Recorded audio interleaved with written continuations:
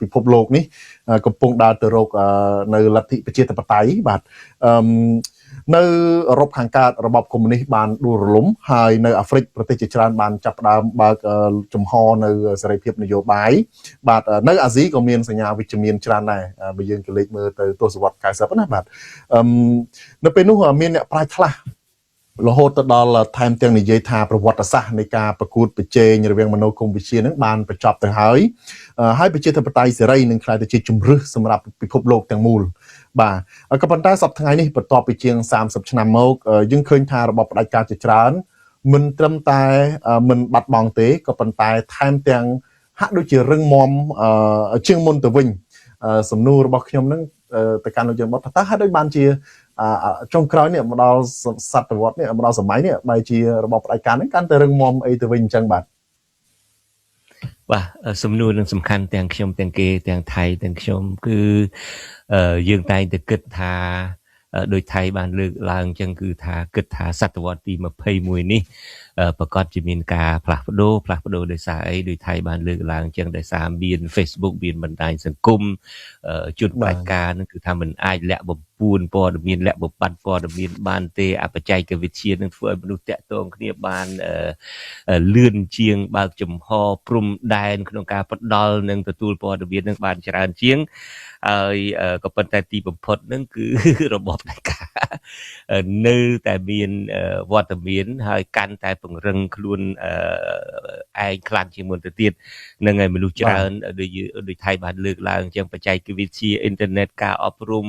ហើយពាក្យថ្មីរបស់គេសកលភាវូបនីយកម្មនេះការធ្វើឲ្យអ្វីគ្រប់យ៉ាងទាំងអស់នឹងคล้ายទៅជាសកលនឹងគឺថានឹងជួយរបបផ្ដាច់ការក៏ប៉ុន្តែហើយពួកគេគិតមួយយ៉ាងទៀតថានៅពេលដែលមនុស្សទទួលព័ត៌មានពីគ្រប់ទិសទីនៅពេលដែលមនុស្សអាចប្រៀបធៀបជីវិតខ្លួនឯងនឹងទៅនឹងស្ថានភាពនៃប្រទេសដទៃឧទាហរណ៍យុវជនខ្មែរនៅពេលដែលឃើញខ្លួនឯង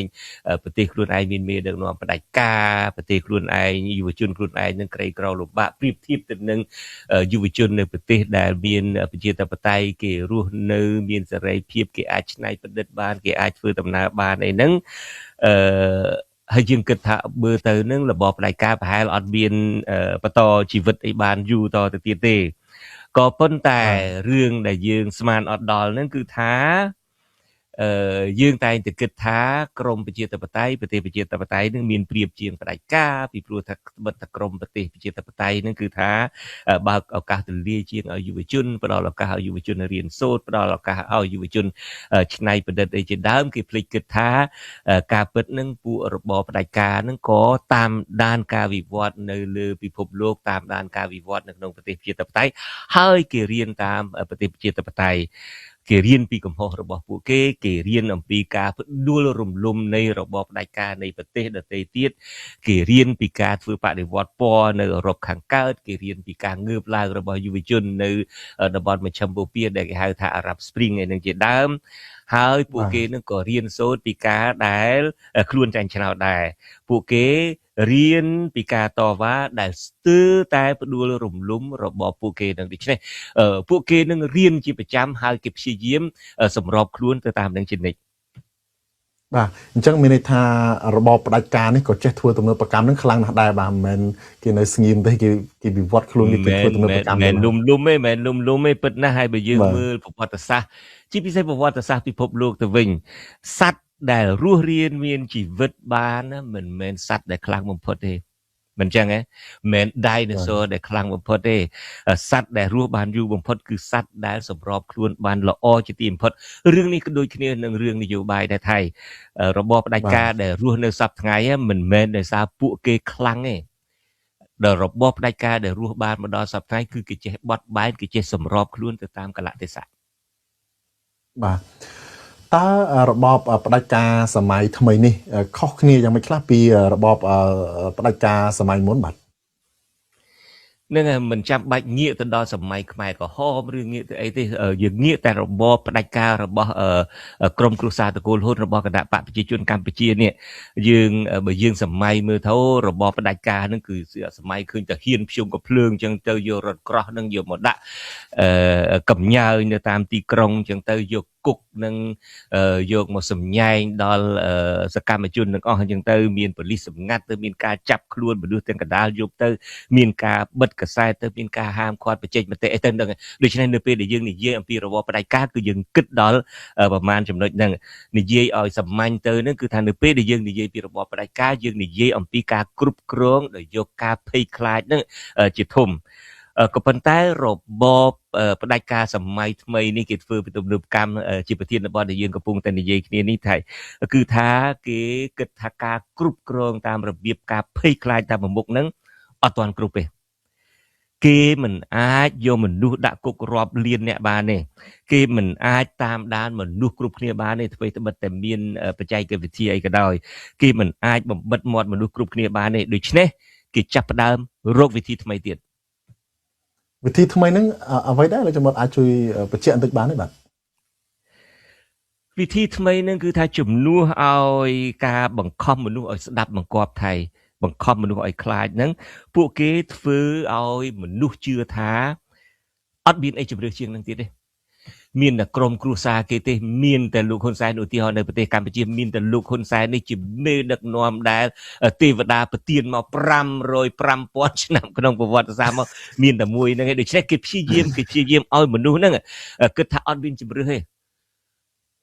លោកហ៊ុនសែនខ្លួនឯងគណៈបកប្រជាជនខ្លួនឯងហ្នឹងក៏ព្យាយាមផ្ដាច់ជំរឿនឹងដែរអត់ឲ្យមានអ្នកណាមានជំរឿទៀតទេទន្ទឹមនឹងគាត់បំផ្លាញ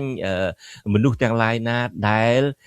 គិតថាអាចជាជំរឿសម្រាប់ក្នុងការដឹកនាំប្រទេសជាតិល្អជាងគាត់នឹងគាត់កំទេចហើយនៅពេលដែលគាត់ឃើញសក្តានុពលភាពរបស់ក្រុមហ្នឹងគាត់កំទេចចោលឧទាហរណ៍តែគណៈបកសង្គ្រោះជាតិចឹងនៅពេលដែលគាត់ឃើញសក្តានុពលភាពនៃគណៈបកសង្គ្រោះជាតិអាចនឹងដណ្ដើមយកអំណាចអាចនឹងក្តោបយកបេះដូងប្រជាពលរដ្ឋបានគាត់រំលាយចោលមុនទៅហើយដូច្នេះទន្ទឹមនឹងគាត់រំលាយចោលខ្លួនឯងគាត់ក៏បណ្ដុះគំនិតដល់ប្រជាពលរដ្ឋថាគ្មានជំរឿទេមានតែក្រុមគ្រួសារគាត់នឹងទេអត់ពីគាត់ទៅមានកូនគាត់អត់ពីកូនគាត់ទៅមានចៅគាត់នឹងឯងដែលជាពូជពងវងតកូលមួយទេវតាប្រទានមកក្នុងប្រវត្តិសាស្ត្រខ្មែរនឹងគឺថាមានតែក្រុមនឹងទេដូច្នេះជំនួសឲ្យការគ្រប់គ្រងរាងកាយមនុស្សនឹងពួកគេគ្រប់គ្រងព្យាយាមគ្រប់គ្រងការគិតរបស់មនុស្សទៅវិញគេប្រើជាតិនិយមយើងឃើញត្រាប់ហើយគេប្រើជាតិនិយមអស់ទឹកអស់ដីអីក៏ដោយចុះធ្វើមិនឲ្យតែបានជាតិនិយមមនុស្សចាប់ផ្ដើមបាក់ម្សាដែរណានៅពេលដែលមានសង្គ្រាមខ្មែរថៃសម័យនៅព្រះវិហារអីជាដើមនឹងមនុស្សចាប់ផ្ដើមបាក់ម្សាឃើញលោកហ៊ុនសែននឹងជាអ្នកជាតិនិយមជាអ្នកការពារជាតិអីចឹងទៅលើកនេះក៏ដោយចុះធ្វើត្បិតតែគាត់អ្នកបង្កសង្គ្រាមគាត់នាំភ្លើងសង្គ្រាមចូលមកប្រទេសកម្ពុជាក៏ប៉ុន្តែក៏គាត់ជ្រៀតឆ្លៀតប្រើអាគំនិតជាតិនិយមនឹងដើម្បីឲ្យអ្នកស្រុកឲ្យប្រជាពលរដ្ឋខ្មែរនឹងដឹងថាមានតែក្រុមគ្រួសារគាត់ទេមានតែលោកហ៊ុនសែនទេមានតែកូនប្រុសគាត់ទេដែលជាអ្នកការពារទឹកដីដែលជាអ្នកហ៊ានតតាំងជាមួយនឹងថៃក្រៅពីនឹងគេប្រើវិធីចែកអំណោយឲ្យคล้ายទៅជាក្រុមគ្រួសារគេនឹងប្តីនឹងគឺថាកាចសាហាវតាមរបៀបកាចសាហាវចឹងទៅតែប្រពន្ធនឹងសុទ្ធតែជាមេដាចិត្តធម៌បងប្អូនគេអីនឹងជាដើមទន្ទឹមនឹងបងគេបងប្រុសបកើតរបស់គេនឹងនាំសង្គ្រាមធ្វើឲ្យខ្មែរនឹងរងគ្រោះនាំភ័យអន្តរាយដល់ប្រទេសជាតិគេឃើញប្អូនគេឃើញកូនគេនឹងមួយថ្ងៃនៅលើ Facebook នឹងខ្ចប់អំណោយខ្ចប់ស្បៀងទៅចែកជូនប្រជាពលរដ្ឋភាគសឹកអ្នកដែលធ្វើឲ្យមនុស្សភាគសឹកអ្នកដែលធ្វើឲ្យប្រទេសជាតិហិនហោចហ្នឹងណាបងគេធ្វើឲ្យប្រទេសជាតិហិនហោចទៅប្អូនគេនឹងដើរតួជាអ្នកម្ដាយចិត្តធម៌ខ្ចប់ទំនិញខ្ចប់ស្បៀងអាហារអីនឹងចែកជូនប្រជាពលរដ្ឋគេប្រើប្រាស់សិល្បៈកន្លែងនឹងតិចខ្ញុំសុំកាត់បន្តិចឥឡូវនេះខ្ញុំចង់ខ្លាចអាពាក្យចង់ខ្លាចពាក្យមួយណាគេថាអីញាតប្រធរស្រីសពាក្យសខ្ញុំហាក់ដូចជាខ្លាចឮពាក្យហ្នឹងដែលយើងមើលអាស្ថានភាពពួកគាត់អីនឹងគ្រូសាលោកហ៊ុនសែននឹងស្លៀកសពាក្យសស្ដាប់ធរហ្នឹងណានិយាយរឿងធរអាហ្នឹងគឺជាការប្រែខ្លួនអាហ្នឹងគឺជាអាហ្នឹងក៏ការធ្វើទំនើបកម្មដែរយើងឃើញរបបផ្ដាច់ការសម័យខ្មែរក្រហមគេស្លៀកពាក់ខ្មៅហ្នឹងមិនអញ្ចឹងគេដូរពីខ្មៅមកមិនអញ្ចឹងគេដូរពីខ្មៅមកប្រទេសសអាហ្នឹងក៏ជាការធ្វើទំនើបកម្មមួយនៃរបបដឹកនាំផ្ដាច់ការដែររបៀបស្លៀកពាក់គេរបៀបអីគេគឺគេចេញមកមើលទៅឃើញទំនើបចឹងទៅក្រៅទៅស្លៀកពាក់សមកឈុតទៀតហ្នឹងគឺថាសុទ្ធតែខោអាវថ្លៃមកវឹបមិនអញ្ចឹង មកកន្លះមកគឺថាក៏ឲ្យថ្លៃគ្រឿងអលង្ការជ្រែកខ្លួនបាទក្រៅពីរបៀបហ្នឹងក៏គេប្រើសិល្បៈគេប្រើកីឡាគេប្រើបណ្ដាញសង្គមគេប្រើការកំសាន្តសប្បាយប្រើអ្នកល្បីល្បាញមួយចំនួនដើម្បីជួយឲ្យឃោសនាដល់មុខមាត់គេមិញនឹងតារាកំពុងរាយការណ៍ថាចំណាយលុយរាប់សែនដុល្លារក្នុងការជួលក្រុម lobby នៅសហរដ្ឋអាមេរិកហ្នឹងដើម្បីជួយលាងឈ្មោះរបស់សសុខាដែលកំពុងតែគេដាក់នៅក្នុងបញ្ជីតាមដានជាអ្នកដែលចូលរួមក្នុងការឆបោកអនឡាញហ្នឹងដូច្នេះគេប្រើប្រាស់លុយកាក់គេប្រើប្រាស់អីហ្នឹងដើម្បីធ្វើយ៉ាងណាដើម្បីលាងគេឈ្មោះអាក្រក់របស់គេដូចជារួមទៅថាគេព្យាយាមបង្កើតអារម្មណ៍នៅក្នុងចំណោមប្រជាពលរដ្ឋថារបបផ្ដាច់ការរបស់ពួកគេគឺជាជីវិតធម្មតាប្រចាំថ្ងៃណាកូនគេទៅបង្កើតអីណាកម្មវិធីសិល្បៈកីឡាកំសាន្តសប្បាយទៅបងប្អូនគេដើរចែកអំណោយអីចឹងទៅដូច្នេះគេព្យាយាមធ្វើគ្រប់បែបយ៉ាងគឺថារបបរបស់គេនឹងមិនមែនផ្ដាច់ការសួនទូអីទៀតទេគឺថាវាជាជីវភាពធម្មតាប្រចាំថ្ងៃ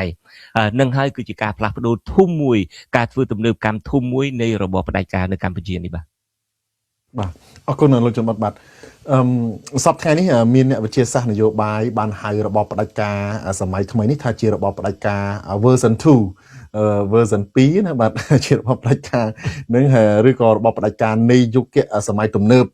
តើពាក្យនេះមានន័យយ៉ាងម៉េចដែរលោកជំនិនបតបាទថៃបកែហៅសរបបផ្ដាច់ការ version 2 version 2អីផងវាមានន័យយ៉ាងម៉េចមានន័យបាទវាមានន័យថារបបផ្ដាច់ការដែលយកបច្ចេកវិទ្យាដែលយើងធ្លាប់គិតថានឹងនាំមកនៅសេរីភាពដល់ប្រជាពលរដ្ឋហ្នឹងដល់យុវជនហ្នឹងសម្រាប់យកមកគ្រប់គ្រងវិញគេប្រើប្រាស់បច្ចេកវិទ្យាដែរក៏ប៉ុន្តែគេមិនមែនប្រើប្រាស់បច្ចេកវិទ្យានឹងដើម្បីការរីកចម្រើនទេសម្រាប់ប្រជាពលរដ្ឋទូទៅគេយកបច្ចេកវិទ្យានឹងមកគៀបសង្កត់ទៅវិញហើយនេះគឺជាជំនាញរបស់មេដឹកនាំផ្ដាច់ការជាពិសេសជំនាញរបស់ក្រុមគ្រួសារតកូលហ៊ុននឹងឯងអ្វីដែលល្អរបស់គេនឹងគឺគាត់ទាញយកមកអាក្រក់ជានិច្ចមានរឿងច្រើនណាស់យើងធ្លាប់និយាយគ្នាហើយអំពីការធ្វើដីសម្បត្តិសេដ្ឋកិច្ចការឲ្យខ្ចីលុយអីនៅតាមសហគមន៍គេហៅ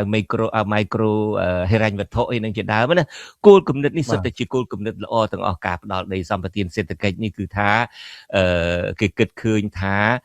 ដីដែលមិនរកស៊ីដីដែលទុកចោលអីចឹងទៅគឺថាជួលដីនឹងដើម្បីឲ្យអ្នកមកវិនិយោគមកឲ្យប្រើប្រាស់ប្រជាពលរដ្ឋនៅក្នុងតំបន់នឹងដើម្បីឲ្យមកផ្ដល់ការងារពួកគាត់ទៅមកធ្វើការនៅលើដីដែលបោះបង់ចោលទៅផលិតផលដែលបានមកនឹងគឺយកមកចែកជូនដល់ប្រជាពលរដ្ឋដែលរស់នៅជុំវិញតំបន់ដីសម្បត្តិសេដ្ឋកិច្ចនឹងផងទៅក៏បញ្ចេញយកទៅប្រទេសដែលគេអ្នកមកវិនិយោគនឹងផងទៅសុទ្ធតែជាគោលគំនិតល្អទាំងអស់ប៉ុន្តែក្រមរបស់លោកហ៊ុនសែននេះយកមកគឺថាយកដីនឹងមិនមែនដីដែលគេបោះចោលទេជាដីដូនតាដែលគេដីប្រកបរបរចិញ្ចឹមជីវិតនឹងមកកោះកកាយភ្នោសពដូនតាគេបុព្វបុរសគេមកដេញប្រជាពលរដ្ឋទៅឲ្យជនបរទេសនឹងមកហុំព័ទ្ធយកទៅ99ឆ្នាំអីចឹងទៅដើម្បីមកកាប់ព្រៃកាប់អីចឹងទៅហើយគ្មានបានផលអីដល់ប្រជាពលរដ្ឋនឹងនៅតំបន់នឹងទេស្អីគេមីក្រូហិរញ្ញវត្ថុអីនឹងក៏ដោយចុះគឺជាគំនិតដ៏ល្អណាស់ដែលកូពីពីបរទេសមកគឺគេយកលុយតិចតួចផ្ដល់លុយតិចតួចឲ្យកសិករនឹងទៅដើម្បីយកទៅធ្វើដើមទុនទៅចិញ្ចឹមសត្វទៅទិញគ្រាប់ពូជមកទិញជីមកដើម្បី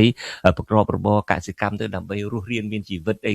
លើកស្ទួយជីវិតរបស់ខ្លួនអីចឹងទៅក៏ប៉ុន្តែក្រុមរបស់លោកហ៊ុនសែនយកអាមីក្រូហិរញ្ញវត្ថុនេះយកមកហត់ឈាមប្រជាពលរដ្ឋទៅវិញមិនឲ្យលុយទិញទួចដើម្បីយកទៅធ្វើរបរកសិកម្មចិញ្ចឹមសត្វអីទេឲ្យលុយទៅទិញម៉ូតូឲ្យលុយទៅការកូនឲ្យលុយទៅស្អីអីចឹងទៅវិញទៅហើយយកប្លង់ដីយកប្លង់ផ្ទះយកប្លង់ស្រែអីនោះយកទៅប្រចាំអីចឹងទៅវាទេអំពើហត់ឈាមទៅវិញដូច្នេះយើងងាកមករឿងបច្ចេកវិទ្យានេះវិញក៏យ៉ាងដែរបច្ចេកវិទ្យាដែលរីកចម្រើនដែលគួរតែផ្ដល់សេរីភាពឲ្យប្រជាពលរដ្ឋនឹងចែករំលែកព័ត៌មានស្វែងយល់អ្វីពីយុគសម័យព័ត៌មានវិទ្យានេះគាត់យកបច្ចេកវិទ្យានេះដើម្បីមកគ្រប់គ្រងទៅវិញកាលពីអត់ទាន់មានបច្ចេកវិទ្យានឹងរីកចម្រើនមកដុំ20ឆ្នាំមុនមនុស្សជាច្រើនគិតថាដូចថៃបានលើកឡើងអញ្ចឹងបច្ចេកវិទ្យាទំនើបនឹងអ៊ីនធឺណិតនឹងធ្វើឲ្យរដ្ឋាភិបាលបាត់បង់ការគ្រប់គ្រងព័ត៌មានមិនអញ្ចឹងសូម្បីតែលោកកែមលីក៏ដោយចុះលោកច្រើនតែគិតថា សម័យនេះហើយសម័យអ៊ីនធឺណិតនេះហើយតាមពិតយើងគ្រប់គ្នាក៏ធ្លាប់និយាយដែរសម័យអ៊ីនធឺណិតហើយសម័យ Facebook ហ្នឹងហើយមិនអាចគ្រប់គ្រងឲ្យបានទេប្រកាសជាអាព័ត៌មានហ្នឹងសុសសាយណាស់ក៏ប៉ុន្តែសពថ្ងៃយើងឃើញថារដ្ឋាភិបាលជាច្រើនកំពុងតែប្រើបច្ចេកវិទ្យាទំនើបហ្នឹងនិងអ៊ីនធឺណិតហ្នឹងដើម្បីគ្រប់គ្រងព័ត៌មានទៅវិញបាទគឺគេប្រើអារបស់ល្អសោះឆ្នៃទៅជាអាក្រក់ដើម្បីប្រយោជន៍ផ្ទាល់ខ្លួនដើម្បីធ្វើបាបធ្វើកម្មពលរដ្ឋ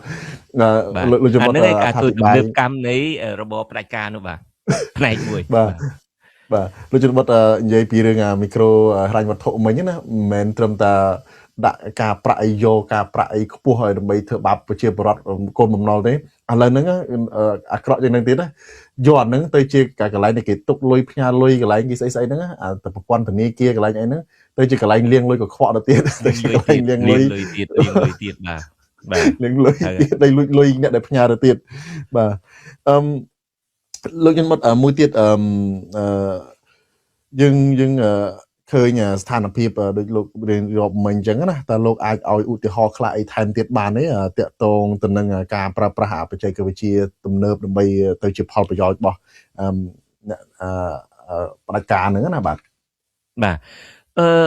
ឧទាហរណ៍មានច្រើនណាស់ខ្ញុំសូមលើកឧទាហរណ៍1 2 3ទៅឧទាហរណ៍ទី1គឺការប្រើប្រាស់បច្ចេកវិទ្យាទំនើបដើម្បីតាមដានថៃដឹងហើយដើម្បីតាមដានដើម្បីចាប់អ្នកទាំងអស់ណាអ្នកទាំងឡាយណាដែលហ៊ានបង្ហោះសារឬមួយក៏ផ្សព្វផ្សាយដំណឹងអ្វីដែលជនផ្ដាច់ការគិតថាប៉ះពាល់ដល់អំពើអាក្រក់ឬមុខមាត់របស់គេយើងឮថ្មីនេះលោកហ៊ុនសែនមិនអញ្ចឹងឲ្យតែនិយាយអីណាឌឺដងដាក់គាត់បន្តិចចាប់ដាក់គុកតាមដានដឹងភ្លាម2ម៉ោងក្រោយមកចាប់បានដាក់គុកភ្លាមដូច្នេះគេប្រើបច្ចេកវិទ្យាហ្នឹងមិនមែនដើម្បីជួយផ្ដល់សេរីភាពជួយផ្ដល់ឲ្យមនុស្សហ៊ានបញ្ចេញមតិហ៊ានបញ្ចេញយោបល់ឲ្យទៅស្ដាប់ពួកគេទេគឺប្រើប្រាស់បច្ចេកវិទ្យាហ្នឹងដើម្បីតាមដានចាប់ដាក់គុកទៅវិញឧទាហរណ៍ទី2គឺការបង្កើតព័ត៌មានបង្កើតសាច់រឿងនឹងតែម្ដងអានឹងក៏ជា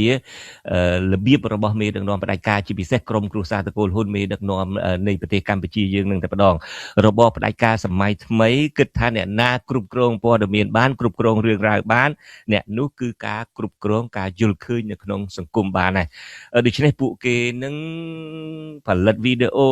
ផលិតខ្លឹមសារអីនឹងច្រើនណាស់ផលិតព័ត៌មានផលិតរូបភាពអីគ្រប់សពយ៉ាងទាំងអស់ដើម្បីបំពុលសង្គមនឹងតែម្ដងបាទយើងឃើញអាស្ថានភាពវីដេអូសពថ្ងៃបើយើងអូសមក play ទៅឃើញក្រុមគ្រួសារលោកហ៊ុនសែនអីសពអីយើងទៅហើយ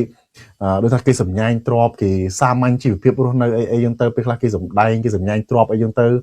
គេទៅការកូនគេទៅស្អីធ្វើនេះធ្វើនោះអញ្ចឹងណាបាទគេបង្ហាញរូបភាពនឹងសាមញ្ញហើយពលរដ្ឋខ្មែរយើងអ្នកខ្លះហាក់ដូចជាគាត់យល់ថាគេសំណាងមានដឹកនាំអញ្ចេះមានដឹកនាំអញ្ចឹងគាត់បញ្ចេញមតិហាក់ដូចជាគ្រប់ត្រណាអ្នកខ្លះណាឬក៏គេក្តាប់ទឹកចិត្តរបស់ខ្មែរយើងបានណាគេក្តាប់ទឹកចិត្តបានក្តាប់ថាអូខ្មែរឥឡូវចូលចិត្តមួយចំនួននេះមិននិយាយទាំងអស់ទេខ្មែរឥឡូវចូលចិត្តណាមើលឃើញអាភាពទំនើបរបស់គេភាពហ៊ឺហារបស់គេណាជួនកាលគេផ្សាយពីរបៀបហ៊ឺហារបស់គេទៅជួនកាលផ្សាយពីសកម្មភាពមនុស្សធម៌របស់គេទៅអីទៅដូចជានិយាយទិសដៅគ្រប់សពបែបយ៉ាងគឺបំពុលព័ត៌មានផងហើយនឹងឲ្យគេឃើញឲ្យអ្នកមើលនឹងឲ្យប្រជាពលរដ្ឋឃើញថា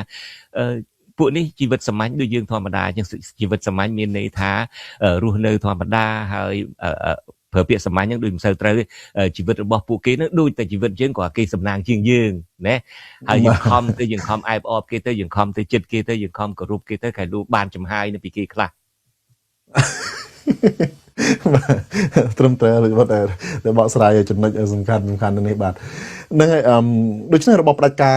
គេខំបិទគប់ព័ត៌មានពិតតែទន្ទឹមនឹងនោះមានន័យថាគេក៏ខំបង្កើតព័ត៌មានคล้ายៗហ្នឹងយ៉ាងសន្ធឹកសន្ធាប់ទៅវិញដែរមិនអញ្ចឹងណាបាទស្ថានភាពបាទប្រកាសនៅថៃគេខ្ទប់ព័ត៌មានពិតក៏ប៉ុន្តែគេបង្កើតព័ត៌មានคล้ายៗហ្នឹងគឺថាមួយថ្ងៃហ្នឹងអង្គុយតែផលិតព័ត៌មានคล้ายៗហ៊ុនសែនចំណាយលុយមិនតិចទេដើម្បីបង្កើតប្រព័ន្ធផ្សព្វផ្សាយណាដែលជាប្រព័ន្ធផ្សព្វផ្សាយបំពុលជាប្រព័ន្ធផ្សព្វផ្សាយលើកជើងគាត់ជាប្រព័ន្ធផ្សព្វផ្សាយដើម្បីផលិតព័ត៌មានคล้ายៗនេះយើងឃើញទាំងអស់គ្នាហើយខ្ញុំមិនបាច់រៀបរាប់ទេប្រជាពលរដ្ឋខ្មែរក៏ដឹងដែរ បាទហើយមិនមែនបកកើតតែនៅស្រុកខ្មែរទេនៅក្រៅប្រទេសហ្នឹងក៏ចំណាយលុយលូមនុស្សមិនចេះតិចទេដើម្បីឲ្យផលិតមាតិកាដើម្បីឲ្យឡើងថ្លែងឲ្យយើងឃើញមិញនេះដូចតារារៀបរាប់មិញអញ្ចឹងអំពីការដែលជួលក្រុមហ៊ុនច្បាប់អាមេរិកជួលក្រុម lobby អាមេរិកនេះរាប់សាក់មកកុងត្រាហ្នឹងដូចជា$150,000 $15,000ដើម្បីគ្រាន់តែជួយលាងឈ្មោះលោកសសុខានោះដូច្នេះគេចំណាយលុយច្រើនណាស់ហើយគេបង្កើតព័ត៌មានច្រើនណាស់អាការបង្កើតព័ត៌មាននឹងជួនកាលមិនមែនបង្កើតព័ត៌មានមិនមែនព័ត៌មានមិនពិតទាំងត្រង់ជួនកាលគេជួលមនុស្សដើម្បីឲ្យបង្កើតព័ត៌មានពិតនឹងខ្លះដែរដើម្បីអីដើម្បីឲ្យមនុស្សនឹងស្ដាប់ទៅតាក់ចិត្តណាឲ្យគិតថាអូព័ត៌មាននឹងពិតមែនក្រុមនេះលោកនេះប្រកាសជាវាយហ៊ុនសែនអីមែនអញ្ចឹងនៅខាងប្រជាធិបតេយ្យអញ្ចឹងដូច្នេះអានឹងក៏គេធ្វើដែរគេជួនកាលគេបង្កើតព័ត៌មានឲ្យអ្នកបង្កើតព័ត៌មានពិតជួនកាលគេបង្កើតព័ត៌មានពិតពាក់កណ្ដាលពិតពាក់កណ្ដាលអញ្ចឹងទៅមិនពិតពាក់កណ្ដាលអីអញ្ចឹងទៅណា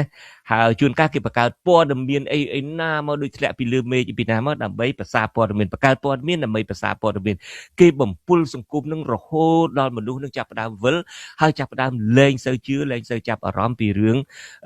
ព័ត៌មានហើយមិនដឹងតើជឿខាងណាអីខាងណាណាលែងជឿឲ្យស្ដាប់ខាងនេះថាចេះស្ដាប់ខាងនេះថាចេះទៅហើយថៃដឹងហើយនៅពេលដែលមនុស្សមិនទុកចិត្តលើព័ត៌មាននៅពេលដែលមនុស្សលែងជឿហើយទៅពេលដែលមនុស្សចាប់ផ្ដើមធុញថប់នឹងព័ត៌មានមនុស្សចាប់ផ្ដើមបោះបង់ការតាមដាននយោបាយពិតប្រាកដហើយនឹងហើយគឺជាជ័យជំនះរបស់មេដឹកនាំផ្ដាច់ការជាពិសេសជ័យជំនះរបស់លោកហ៊ុនសែនហើយនឹងក្រុមគ្រួសារតកូលហ៊ុននឹងតែម្ដងបាទអញ្ចឹងបានពេលខ្លះអាម៉ោងផ្សាយសំខាន់នៃព័ត៌មាននេះហ្នឹងគឺថាគេព្យាយាមយកម៉ោងសំខាន់ហ្នឹងគេទៅដាក់កម្មវិធីផ្សេងតន្ត្រីទៅប្រគំតន្ត្រីផ្សព្វផ្សាយស្រាបៀរគ្រឿងសង្វឹកបំពុលអីចឹងទៅដើម្បីឲ្យមានអ្នកចូលមើលឬក៏ឲ្យអ្នកខ្លះហ្នឹងគេឆ្លោះគ្នាឡាយពួកធីមរបស់គេជាធីមរបស់គេចាត់ចែងមកស្ទើរតែមានផែនការជាក់លាក់ទាំងអស់ស្ទើរតែមានផែនការរបស់គេជាក់លាក់ទាំងអស់ថៃបាទនឹងហើយលោកយុបបើយើងត្រឡប់មកមើលប្រទេសកម្ពុជាវិញថាតើមានមេរៀនអ្វីខ្លះដែរដែលយើងអាចរៀនបានពីរឿងទាំងនេះបាទខ្ញុំគិតថាបើសិនជាយើងត្រឡប់បកក្រោយទៅវិញទៅមើលព្រឹត្តិការណ៍មុនការបោះឆ្នោត2013ខ្ញុំគិតថានឹងជារបត់សំខាន់មួយនៅក្នុងប្រវត្តិសាស្ត្រមួយជាពិសេសនៅក្នុងការដែលក្រុមរបស់លោកហ៊ុនសែននឹងធ្វើទំនើបកម្មឬមួយក៏សម្របខ្លួនទៅនឹងបរិបទថ្មីទៅនឹងការរីកចម្រើននៃបច្ចេកវិទ្យាយើងដឹងហើយថាលោកហ៊ុនសែនកាលហ្នឹងអត់សូវចាប់អារម្មណ៍នឹង Facebook អីហ្មងទេណាលោកហ៊ុនសែនអត់ប្រើ Facebook ទេមុនការបោះឆ្នោតឆ្នាំ2013លោកយកចិត្តទុកដាក់ទៅលើតែប្រព័ន្ធផ្សព្វផ្សាយសំខាន់មានទូរទស្សន៍មានរ៉ាឌីយ៉ូមានកាសែតអីទេយើងដឹងហើយកូនស្រីគាត់ស្អីគេហ៊ុនម៉ាណានោះខ្លាយទៅជាអគ្គនាយិកានៃទូរទស្សន៍បាយ័នវិទ្យុបាយ័នអីចឹងទៅលោកក្តោបក្តាប់លោកយកចិត្តទុកដាក់ទៅលើទូរទស្សន៍វិទ្យុហើយនិងកាសែតអីទេក្រៅពីនោះមុនការបោះឆ្នោត2013នោះក៏មានការសិក្សាមួយស្រាវជ្រាវមួយអំពីទម្លាប់ប្រើប្រាស់បណ្ដាញសង្គមរបស់យុវជនខ្មែរការស្រាវជ្រាវនេះគេរកឃើញថាយុវជនខ្មែរភាគច្រើនប្រើប្រាស់បណ្ដាញសង្គមជាពិសេស YouTube នឹងប្រើប្រាស់ដើម្បីគ្រាន់តែជាការកំសាន្តសប្បាយប្រហែលជាអញ្ចឹងផងបានជាលោកហ៊ុនសែនពេលនឹងអត់ចាប់អារម្មណ៍អំពីការរីកចម្រើននៃបណ្ដាញសង្គមអីគាត់ចាប់អារម្មណ៍តែរឿងក្តោបក្តាប់វិទ្យុទូរទស្សន៍កាសែតអីហ្នឹងក៏ប៉ុន្តែលោកហ៊ុនសែនភ្ញាក់ខ្លួនព្រឺតនៅពេលដែលដឹងថាការពិតគឺយុវជននឹងទេដែលប្រើប្រាស់ Facebook ហើយប្រើ Facebook ហ្នឹងយុវជនទាំងអស់ហ្នឹងណាប្រែក្លាយ Facebook ហ្នឹងឲ្យទៅជាសមរភូមិផ្សព្វផ្សាយនយោបាយមួយហើយពួកគាត់ហ្នឹងក៏คล้ายទៅជាសកម្មជននយោបាយដែរវាទៅជាយុវជនហ្នឹងនាំគ្នាចែករំលែកព័ត៌មានយុវជនហ្នឹងប្រើប្រាស់បណ្ដាញសង្គមហ្នឹងដើម្បីជជែកគ្នាបញ្ហាសង្គមទៅវិញហើយពួកគេគ្រប់គ្រងគណៈបកសង្គ្រោះជាតិហើយគឺក្រមយុវជនហ្នឹងតែម្ដងដែលជំរុញឲ្យមិត្តភ័ក្តិរបស់ខ្លួនចេញទៅបោះឆ្នោតលទ្ធផលយើងដឹងហើយគឺនៅលទ្ធផលការបោះឆ្នោតឆ្នាំ2013គឺថាគណៈបកសង្គ្រោះជាតិហើយនិងគណៈបកប្រជាជនកម្ពុជានឹងបានសិលឹកឆ្នោតនឹងបដំប្រសងគ្នាដែលធ្វើឲ្យលោកហ៊ុនសែនចាប់ផ្ដើមប្រែរបៀបគិតរបស់គាត់ទៅលើបណ្ដាញសង្គមទៅលើបច្ចេកវិទ្យាថ្មីហើយគាត់ចាប់ផ្ដើមធ្វើទំនើបកម្មតាំងពីពេលនោះមកថៃបាទចុះតើមេរៀនអ្វីដែលគណៈបកកណ្ដាលអំណាចបានរៀនពីរឿងទាំងអស់នេះបាទ បាទរៀនហ្នឹងគឺចេះរៀនតែខ្ញុំគិតថាមេរៀនសំខាន់បំផុតដែលលោកហ៊ុនសែនរៀនបានហ្នឹងគឺថាគាត់ចាប់ផ្ដើមទទួលស្គាល់ថាអំណាចនយោបាយមិនស្ថិតទៅនៅលើវិទ្យុទូរទស្សន៍អីរបស់កូនគាត់របស់អីហ្នឹងទេអំណាចនយោបាយវាបានធ្លាក់ទៅក្នុងកណ្ដាប់ដៃនៅក្នុងទូរស័ព្ទដៃរបស់ប្រជាពលរដ្ឋទូទៅជាពិសេសបណ្ដាញសង្គមនឹងតែម្ដងកាលពីមុនបើចង់គ្រប់គ្រងព័ត៌មានលោកហ៊ុនសែនគ្រប់គ្រងតែទូរទស្សន៍គ្រប់គ្រងតែកាសែតគ្រប់គ្រងតែរ៉ាឌីយ៉ូចប់ហើយក៏ប៉ុន្តែបន្ទាប់ពីឆ្នាំ2013មកលោកហ៊ុនសែនមើលឃើញថាយុវជនអត់ចាំបាច់មើលទូរទស្សន៍ទៀតទេគេទទួលព័ត៌មានពី Facebook YouTube ពី Telegram ពីមិត្តភ័ក្តិរបស់គេឬពីអ្នកបង្កើតមាតិកាផ្សេងដូច្នេះលោកហ៊ុនសែនចាប់ផ្ដើមបដូរយុទ្ធសាស្ត្ររបស់គាត់លោកហ៊ុនសែនចំណាយលុយច្រើនណាស់ក្រោយពីការបោះឆ្នោតឆ្នាំ2013មកចំណាយលុយច្រើនណាស់ក្នុងការពង្រីកវត្តមានរបស់គាត់លើបណ្ដាញសង្គមយើងចាំទាំងអស់គ្នាហើយគាត់ទៅតាក់ទងជាមួយមេចៅម្នាក់ដែលបានដូច្នេះអាប្រវត្តិមានតំណែងជាមួយមេចៅហ្នឹងមិនមែនទឹមលេចឡើងអីរឿង Gen Z ហ្នឹងទេណាលោកហ៊ុនសែនហ្នឹងគឺថាមានតំណែងជាមួយមេចៅហ្នឹងតាំងពីណាពីណីអញ្ចឹងមកមានមេចៅម្នាក់ទៅលួចអត្តសញ្ញាណរបស់លោកហ៊ុនសែនហ្នឹងដើម្បីទៅបង្កើត Facebook មួយដាក់ថាហ៊ុនសែននាយករដ្ឋមន្ត្រីនៃប្រទេសកម្ពុជាអីចឹងណាគាត់ទៅជាជាងនឹងការទៅរាវឆានឹងដាក់ពាក្យប្តឹងដែលលួចអត្តសញ្ញាណគាត់នឹងគាត់ទៅខុបខិតមេចៅនឹងយកមេចៅនឹងមកបកគលតំណែងឲ្យមេចៅមុខស្រស់ទៀតបកគលតំណែងឲ្យមកកៅអីនៅទីស្តីការគណៈរដ្ឋមន្ត្រីនៅឯបគាត់អីចឹងទៅហើយប្រើប្រាស់អ្នកនឹងឯងដើម្បីឲ្យទៅជាអ្នកគ្រប់គ្រង Facebook របស់គាត់យកលុយរាប់សិបម៉ឺនរាប់សែនដុល្លារដើម្បីទៅទិញ like ទៅទិញស្អី share អីហ្នឹងពីក្រុមហ៊ុនឥណ្ឌាពីក្រុមហ៊ុននៅហ្វីលីពីនអីហ្នឹងជាដើមដើម្បីបង្អួតប្រាប់ពិភពលោកថាគាត់មានមនុស្សគ្រប់គ្រងគាត់ច្រើនប៉ុន្តែគាត់ភ្លេចគិតថាបើកវងចោតិចគាត់ភ្លេចគិតថាចៅចឹងទីបំផុតចៅហ្នឹងបានមកនៅក្រោមក្បែរគៀកលោកហ៊ុនសែនហើយប្រើប្រាស់អំណាចជាទីប្រឹក្សាជាមនុស្សនៅគៀកលោកហ៊ុនសែនហ្នឹងដើម្បីប្រព្រឹត្តអំពើចោរកម្មទៀតប៉ុន្តែទីបំផុតឥឡូវជាប់គុកបាត់ហើយចៅហ្នឹងយើងដឹងទាំងអស់គ្នាហើយឈ្មោះចៅមុខស្រស់នេះឈ្មោះអេដួងតារានោះឯងបាទដូច្នេះលោកចាប់ផ្ដើមដូចខ្ញុំនិយាយយ៉ាងចំណុចចាប់ផ្ដើមមួយនៃការធ្វើទំនើបកម្មចាប់ផ្ដើមឆក់យកការរីចម្រើននៃបច្ចេកវិទ្យាថ្មីនេះគឺលេចធ្លោខ្លាំងមែនទែនគឺក្រោយការបោះឆ្នោតឆ្នាំ2013នឹងតែម្ដងក្រៅតែពីគាត់ពង្រីកខ្លួនគាត់នៅលើបណ្ដាញសង្គមហ្នឹងមាន Facebook មានស្អីជាដើមហ្នឹងគាត់ក៏បានប្រើកូនប្រុសពៅរបស់គាត់ម្នាក់ទៀតឈ្មោះហ៊ុនម៉ាណីហ្នឹងឲ្យក្តោបក្តាប់យុវជនតែម្ដងក្តោបក្តាប់ដោយបង្កើតសមាគមយុវជនឬមួយក៏បណ្ដាញយុវជនកុម្មុយនីសរបស់លោកហ៊ុនសែនលោកហ៊ុនម៉ាណីនោះឈ្មោះស្អីសយកនោះខ្ញុំមិនដឹងតែឈ្មោះពេញស្អីគេទេប៉ុន្តែគាត់ដឹងថានេះគឺជាពេញអ្នកខ្លះគេថាចេះលើចំណុចពាក្យពេញថាសុកយកកម្មនៅបើគាត់ខ្ញុំដឹងថានេះគឺជា model នៃសម្ព័ន្ធយុវជនរបៀបកុម្មុយនីសហើយក៏ប៉ុន្តែក៏ជាសម្ព័ន្ធយុវជនរបៀបកុម្មុយនីសមួយដែលគេធ្វើទំនើបកម្មបែបណាសម្ព័ន្ធយុវជនកុម្មុយនីសសយករបស់លោកហ៊ុនម៉ាណីនឹងគឺថាចាប់ផ្ដើមប្រើប្រាស់កីឡាចាប់ផ្ដើមប្រើប្រាស់សិល្បៈចាប់ផ្ដើមប្រើប្រាស់ការកម្សាន្តសប្បាយដើម្បីមកក្តោបយកយុវជនតែម្ដង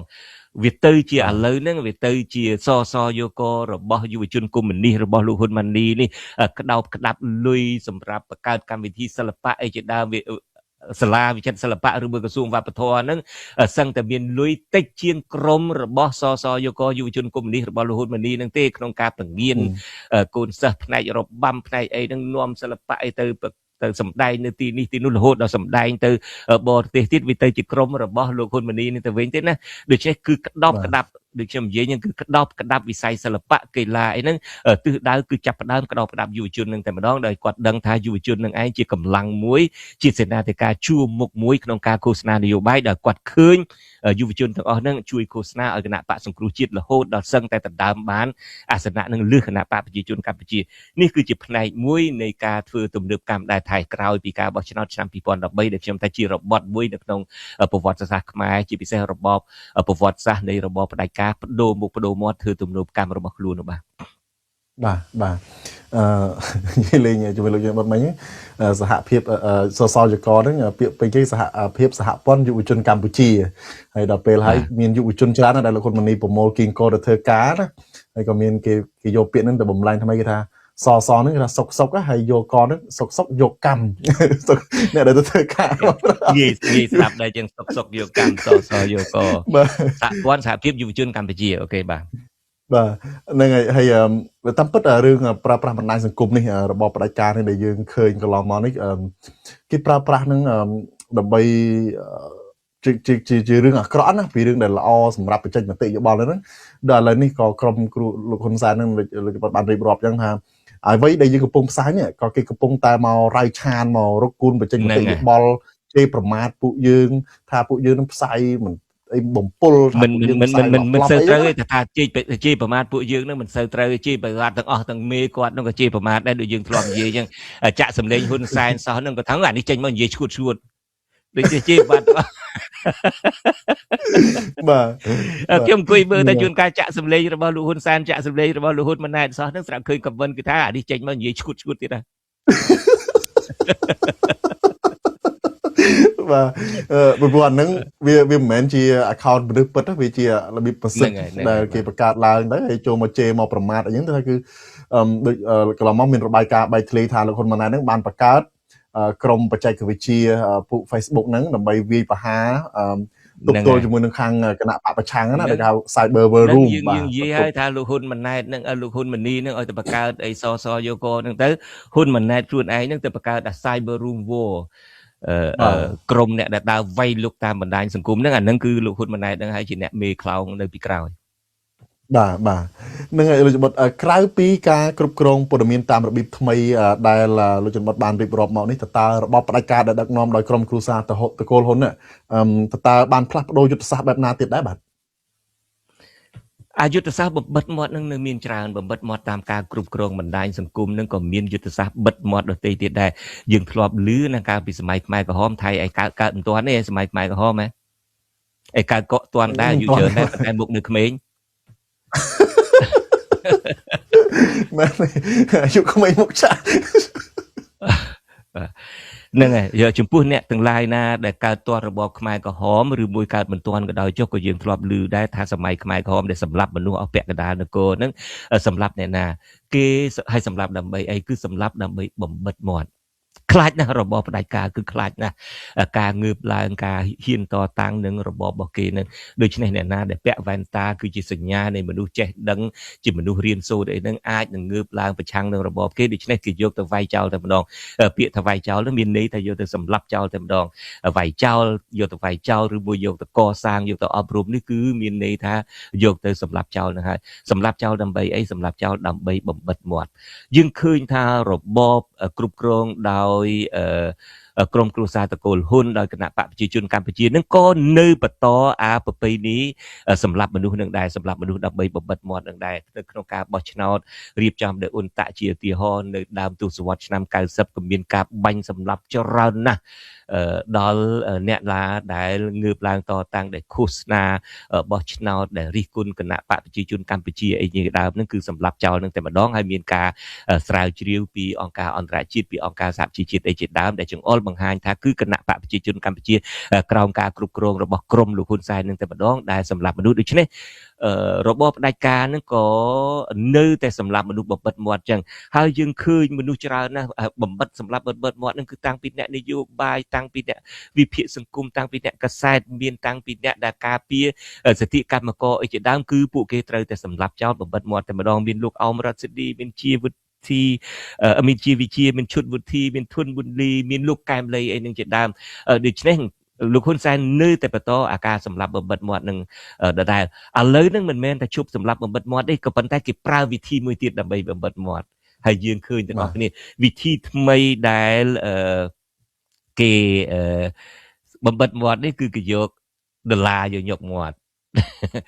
គេយកអំណាចយកទៅញុកមាត់គឺថាគេមិនមែនត្រឹមតែយកដុល្លារហើយនឹងមួយយកទូនាទីនឹងទៅញុកមាត់អ្នកអស់នឹងដើម្បីបំបិតមាត់អ្នកអស់នឹងទេគេឲ្យអ្នកនឹងឯងជួយបំពងសម្លេងគ្រប់គ្រងគេទៀតនេះគឺជាការធ្វើទំនើបកម្មដ៏ឆ្លាតវៃមួយដែររបស់លោកហ៊ុនសែនលោកចបុតនិយាយហ្នឹងមានចង់សំដៅទៅលើការប្រើវិធីសាស្ត្រគេហៅលោកហ៊ុនសែនកន្លងមកប្រើលលោកតាក់លលោកហ្នឹងមែនទេបាទ Ní nơi chăm lõ nâng à lúc con sang gì luôn ai nhỉ giờไปที่โลกแต่ละโลกนั่งไอ้ไทยไปที่กันลองมาได้ยืงคืนทำมินประสิทธิภาพสำหรับลูกคนใส่นั่นคือท้าบนแทนปีกาบันเนี่ยบันยังไงมันจังไงเนื้อแต่บันเนื้อแต่กรุธนาจราจรเนื้อแต่ไอ้เองจังเต้ตอนเช้าเลยปีปลุกเนื้อขนมเชียมระบอบเนี่ยปลายกานั่นคือจังคู่เคยนั่นเนื้อแต่คู่เคยยังอะไรเต้ก็ปันท้ายก่อนเนื้อยกลุยยกตัวนิตีมุกดำในนกรัฐพิบาลดำใบตึกเบิดหมดเนี่ยตึงนองได้เฮ้ยเนี่ยตึงลายนะเหมือนมันดูตึงอ้อให้มันจังเลยเนี่ยมันดูแต่เนื้อกราวอัตปุลลุยเนื้อกราวอัตปุลอำนายตึงอ้อนึงสลบแต่เสียดีลริกุลลูกคนแสนปิงหมดสอนนึงเสียแต่เหมือนเมนตรมติชุบริกุลเตะหลุดจากกลุ่มกรุบ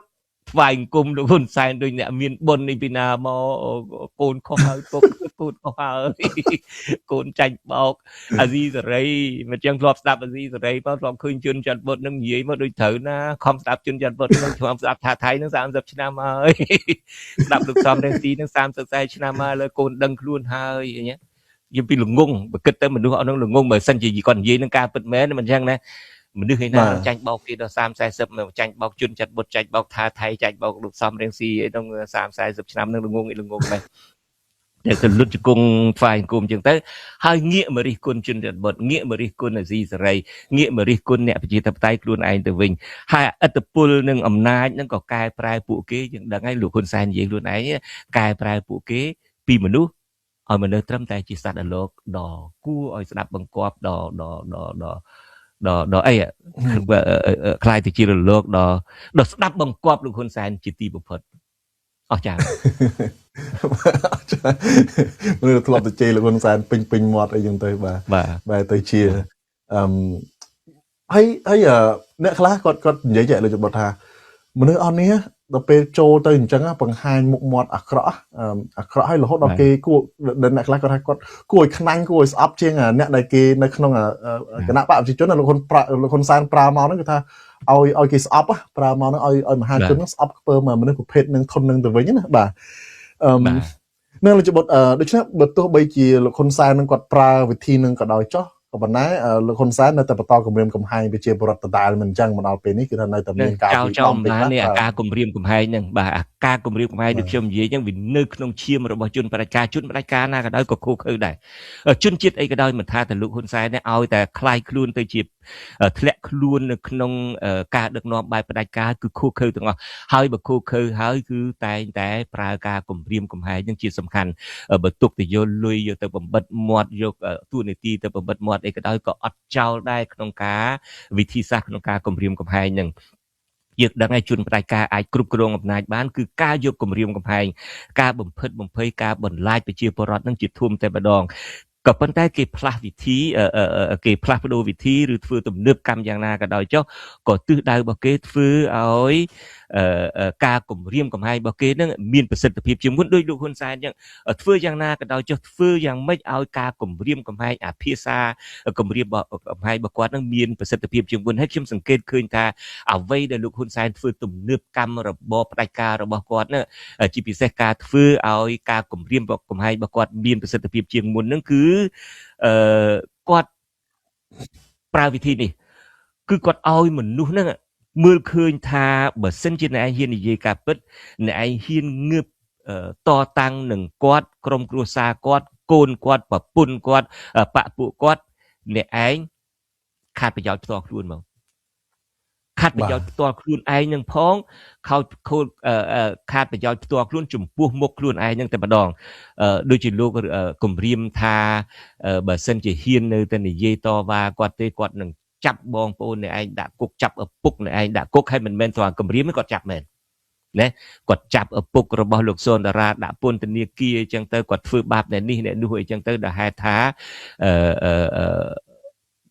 บองปูนเนี่ยไอเฮียนยีกาเปิดไอจังเตอร์ดิใช่อาการเด็กกอดกลุ่มเรียมนั่งดำไปมีประสิทธิภาพเชียงมุนนั่นคือฟื้นป้าปอดพอประโยชน์ในไอยังแต่มาดอง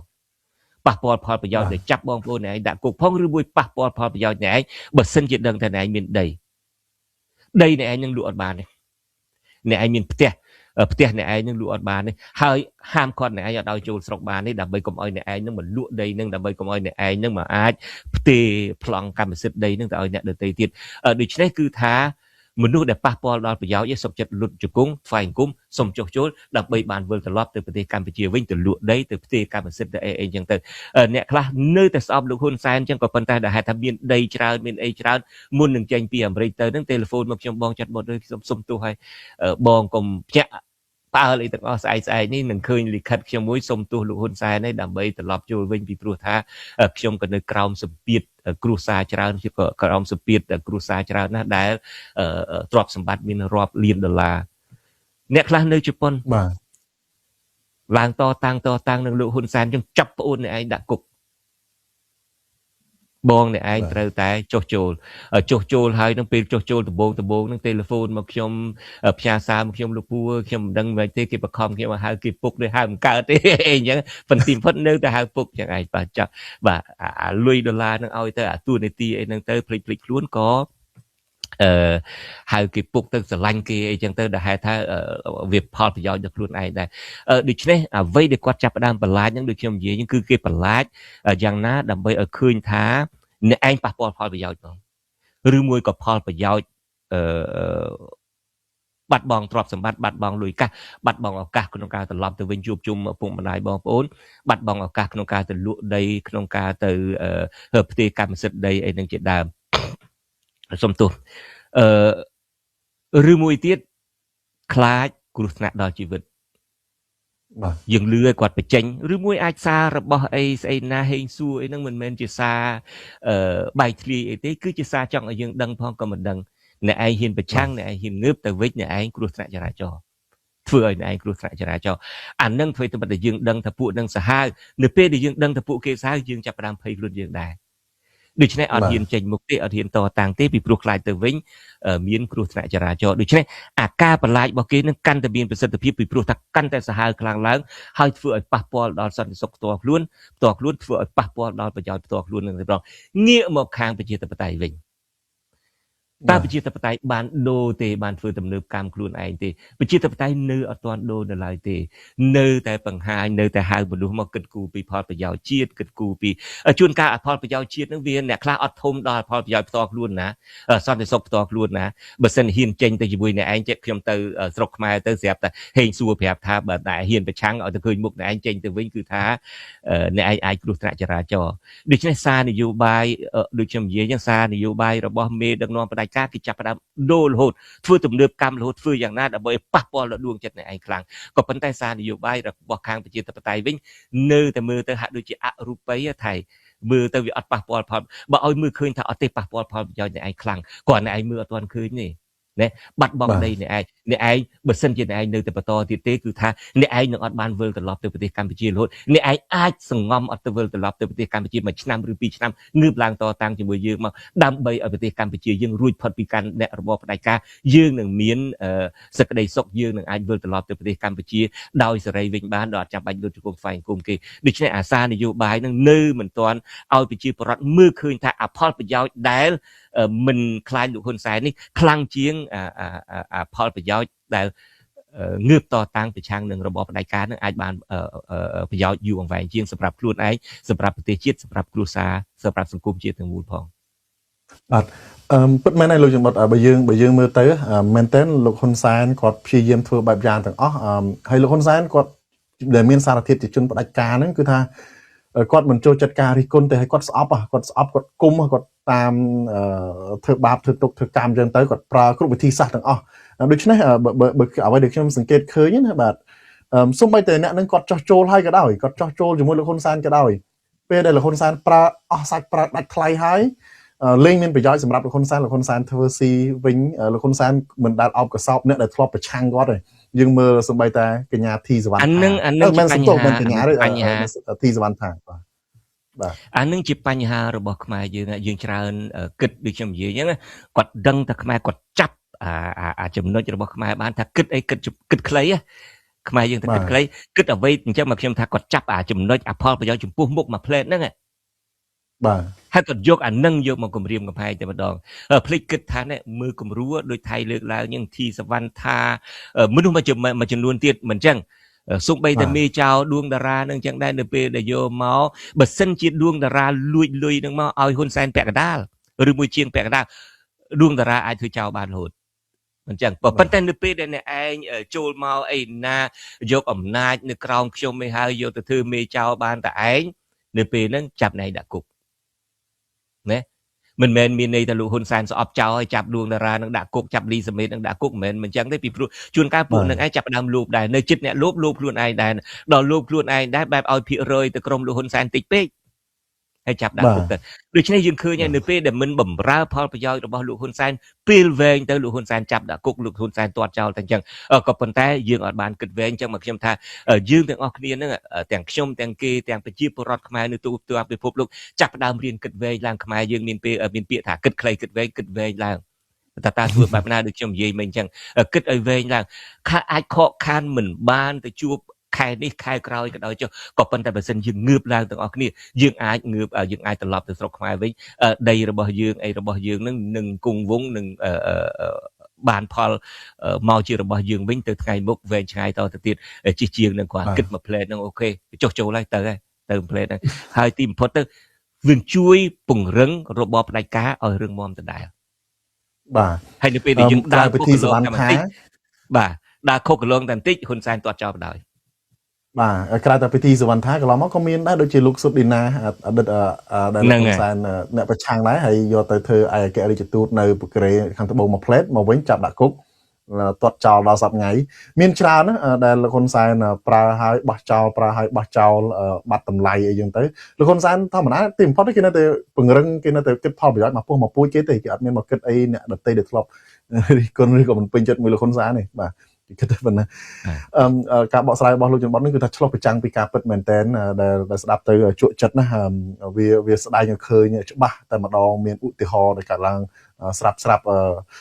ដូចកើតឡើងណារបបផ្ដាច់ការដែលបដូរធាតុរបស់ខ្លួនការព្យាយាមកែនឹងមានចំណុចសំខាន់មួយទៀតដែលលោកបានលើកឡើងហ្នឹងគឺថាគឺការផ្លាស់ប្ដូរមុខមាត់របស់របបផ្ដាច់ការនឹងឯងតើរឿងនេះយ៉ាងដូចម្ដេចដែរខ្ញុំអាចជួយបញ្យល់បន្ថែមទៅនឹងបន្តិចបាទហ្នឹងហើយសំខាន់ណាស់រឿងហ្នឹងយើងដូចខ្ញុំនិយាយបើយើងគិតពីរបបផ្ដាច់ការពួកកុម្មុយនីសអីហ្នឹងនៅកូរ៉េក៏ដោយនៅវៀតណាមក៏ដោយនៅភូមាក៏ដោយនៅកម្ពុជាហ្នឹងក៏ដោយគឺថាចាស់ហ្នឹងគឺថាស្អីសាក់ពេញស្មាពេញអីមកដើរធនអីចឹងមកក៏ប៉ុន្តែគេក៏ចាប់ផ្ដើមធ្វើទំនើបកម្មដែរជាពិសេសនៅស្រុកខ្មែរនេះចាប់ផ្ដើមធ្វើទំនើបកម្មនឹងសប្បាយណាស់ខ្លាំងណាស់គឺថាគេលែងមានអីមនុស្សចាស់អីមកណាមេដឹកនាំនឹងចាស់អីពាក់ឯកសណ្ឋានយោធាសាក់ពេញស្មាអីនឹងទៀតហើយឡើងថ្លែងសន្ទរកថាបដិវត្តនឹងវែងឡាយហើយប៉ុន្តែសពថ្ងៃនឹងខុសពីមុនហើយថៃបាទខុសយ៉ាងដូចម្ដេចដែរខុសត្រង់ថាគេចាប់ផ្ដើមដាក់កូនចៅគេហើយកូនចៅគេទាំងអស់នេះមិនប្រកាសថាវៃឆ្លាតអីទេមិនចឹងមិនប្រកាសថាវៃឆ្លាតជាងកូនចៅអ្នកធម្មតាអីនឹងដែរទេប៉ុន្តែគ្រាន់ថាគេមានលុយគេមានអ្នកជួយធានាគេមានអីចឹងទៅគឺថាគេអាចបញ្ជូនកូនចៅគេឲ្យទៅរៀននៅក្រៅប្រទេសបានអ្នកខ្លះទៅបារាំងអ្នកខ្លះទៅអង់គ្លេសអ្នកខ្លះទៅអាមេរិកកាំងទៅអូស្ត្រាលីអីចឹងទៅត្រឡប់មកវិញចេះភាសាអង់គ្លេសចេះភាសាបារាំងចេះភាសាអីហ្នឹងហើយគេចាប់កូនគេនឹងដាក់នៅតាមក្រសួងមន្ទីរគឺគេចែកគ្នានឹងដើម្បីហុតឈាមដើម្បីគ្រប់គ្រង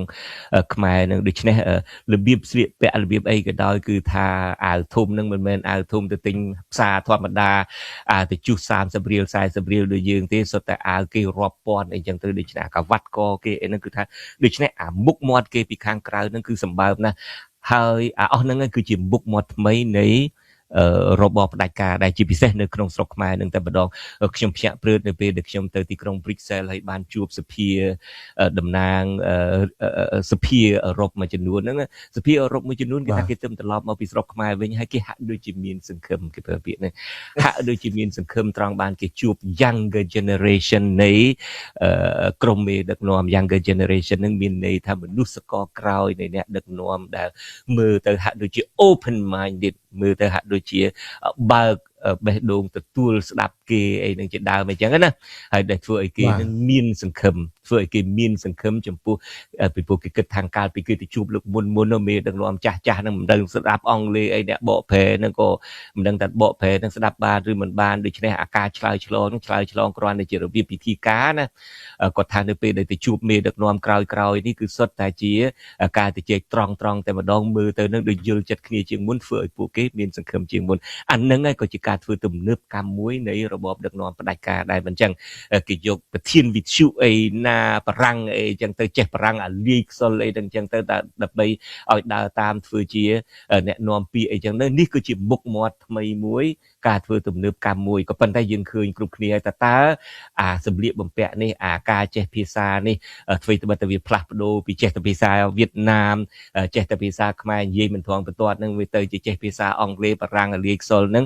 ការផ្លាស់ប្ដូរនឹងតើវាផ្លាស់ប្ដូរនឹងមែនតើឬមួយផ្លាស់ប្ដូរគ្រាន់តែជាសបកក្រៅទេ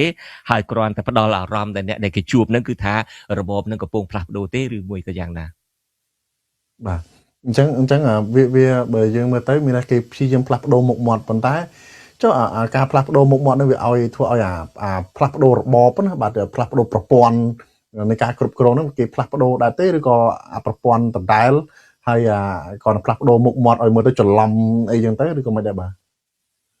យើងដឹងទាំងអស់គ្នាតាមពិតចម្លើយនឹងខ្ញុំមិនគួរឆ្លើយផងលោកទាំងអស់លោកអ្នកនាងទាំងអស់គ្នាថៃក៏ដឹងទាំងអស់គ្នាដែរផ្លាស់ប្ដូរតែមុខទេពីមុខក្មេងពីមុខចាស់មកមុខក្មេងទេពីអត់ចេះអង់គ្លេសអត់ចេះបារាំងចេះតែយួននឹងឥឡូវមកចេះបារាំងចេះអង់គ្លេសនឹងទេផ្លាស់ប្ដូរតែប៉ុណ្្នឹងទេក៏ប៉ុន្តែអារចនាសម្ព័ន្ធនឹងអត់ផ្លាស់ប្ដូរទេអាស្ថានភាពសិទ្ធិមនុស្សនឹងអត់ផ្លាស់ប្ដូរទេសេរីភាពសារព័ត៌មាននឹងអត់ផ្លាស់ប្ដូរទេលំហនៃការប្រកួតប្រជែងនយោបាយនឹងអត់ផ្លាស់ប្ដូរទេហ៊ុនម៉ាណែតនឹងគឺជាឧទាហរណ៍ស្រាប់យើងឃើញស្រាប់ទាំងអស់គ្នាតើនៅពេលដែលហ៊ុនម៉ាណែតឡើងកាន់តំណែងជានាយករដ្ឋមន្ត្រីមានការផ្លាស់ប្ដូរស្ថានភាពទេតើដោះលែងមនុស្សចេញពីពន្ធនាគារទេតើឈប់ចាប់ទេតើអនុញ្ញាតឲ្យមានសេរីភាពសារព័ត៌មានទេអត់ទេដូច្នេះគឺថាគ្រាន់តែផ្លាស់ប្ដូរមុខមាត់ខាងក្រៅទេក៏ប៉ុន្តែអារចនាសម្ព័ន្ធអា system ហ្នឹងអាប្រព័ន្ធហ្នឹងគឺនៅដដែលថៃអត់ផ្លាស់ប្ដូរទេបាទដូចជាកាន់តែអាក្រក់ខ្លាំងលើសផងពីព្រោះឥឡូវដាក់ធ្វើបាបអ្នកដែលរិះគន់អ្នកដែលប្រឆាំងហ្នឹងដូចយើងឃើញដាក់ទោសធ្ងន់ណាឥឡូវចាប់ដាក់ពន្ធនាគារស្ទើរ7 8ឆ្នាំ10ឆ្នាំអីចឹងទៅណាបាទចោតពីបទក្បត់ជាតិអីរួមគំនិតក្បត់អីចឹងទៅពីមុនចោតញុះញង់ចោតអីបរិហាគេអញ្ចឹងទៅដាក់ទោស1ឆ្នាំកន្លះឆ្នាំអីចឹងទៅឥឡូវនេះគឺថាដាក់ច្រើនមែនតើហើយចុងក្រោយនេះគឺថាចាប់គ្មានរឹសទេគ្រូបរិញ្ញាប្រសង់ពលរដ្ឋណាដែលគ្រាន់តែនិយាយរឿងព្រំដែនហ្នឹងគឺនៅតែចាប់អីចឹងទៅអត់មានបណ្ណ័យទេបាទមួយទៀតលោកច្បាប់បើយើងនិយាយអំពីរបៀបដែលរបបផ្ដាច់ការបានរៀនសម្របខ្លួននឹងការធ្វើទំនើបកម្មខ្លួនឯងនេះបាទប៉ុន្តែសំណួរសំខាន់មួយទៀតតើបើរបបផ្ដាច់ការកំពុងផ្លាស់ប្ដូរហេតុអីបានជាកម្លាំងប្រជាធិបតេយ្យជាច្រើននៅជុំវិញពិភពលោកហ្នឹងហាក់ដូចជាកំពុងជួបការលំបាកកាន់តែខ្លាំងបាទខ្ញុំគិតថាហេតុផលយើងជួនកាលយើងមិននិយាយការពិតយើងអត់ទទួលយកការពិតប្រើពាក្យនេះវិញយើងហាក់ដូចជានៅអត់ទទួលយកការពិតណាហើយយើងអត់ហ៊ាននិយាយដោយស្មោះត្រង់ណាកម្លាំងប្រជាធិបតេយ្យជាច្រើននៅលើពិភពលោកវាមិនមែនតែនៅក្នុងស្រុកខ្មែរទេប៉ុន្តែយើងនិយាយពីរឿងស្រុកខ្មែរកំពុងតែប្រើប្រាស់វិធីចាស់របស់ខ្លួនវិធីសាស្ត្រហ្នឹងគឺនៅចាស់ហើយដើម្បីតតាំងទៅក្នុងពិភពលោកថ្មីយើងក៏ទៅជែកគ្នាថាក្រុមលោកហ៊ុនសែនគឺដូរផ្លាស់រហូតណាដូររហូតទាន់តាមបច្ចេកវិទ្យារហូតបើបច្ចេកវិទ្យាអនុញ្ញាតឲ្យអ្នកឯងអាចបង្ហោះព័ត៌មានបានយ៉ាងលឿនជាទីបំផុតគាត់យកបច្ចេកវិទ្យាទៅតាមដានអ្នកឯងដល់ផ្ទះ2ម៉ោងក្រោយចាប់អ្នកឯងដាក់គុកបានណាដូច្នេះគេប្រើប្រាស់ការរីកចម្រើនការជឿនលឿននឹងដើម្បី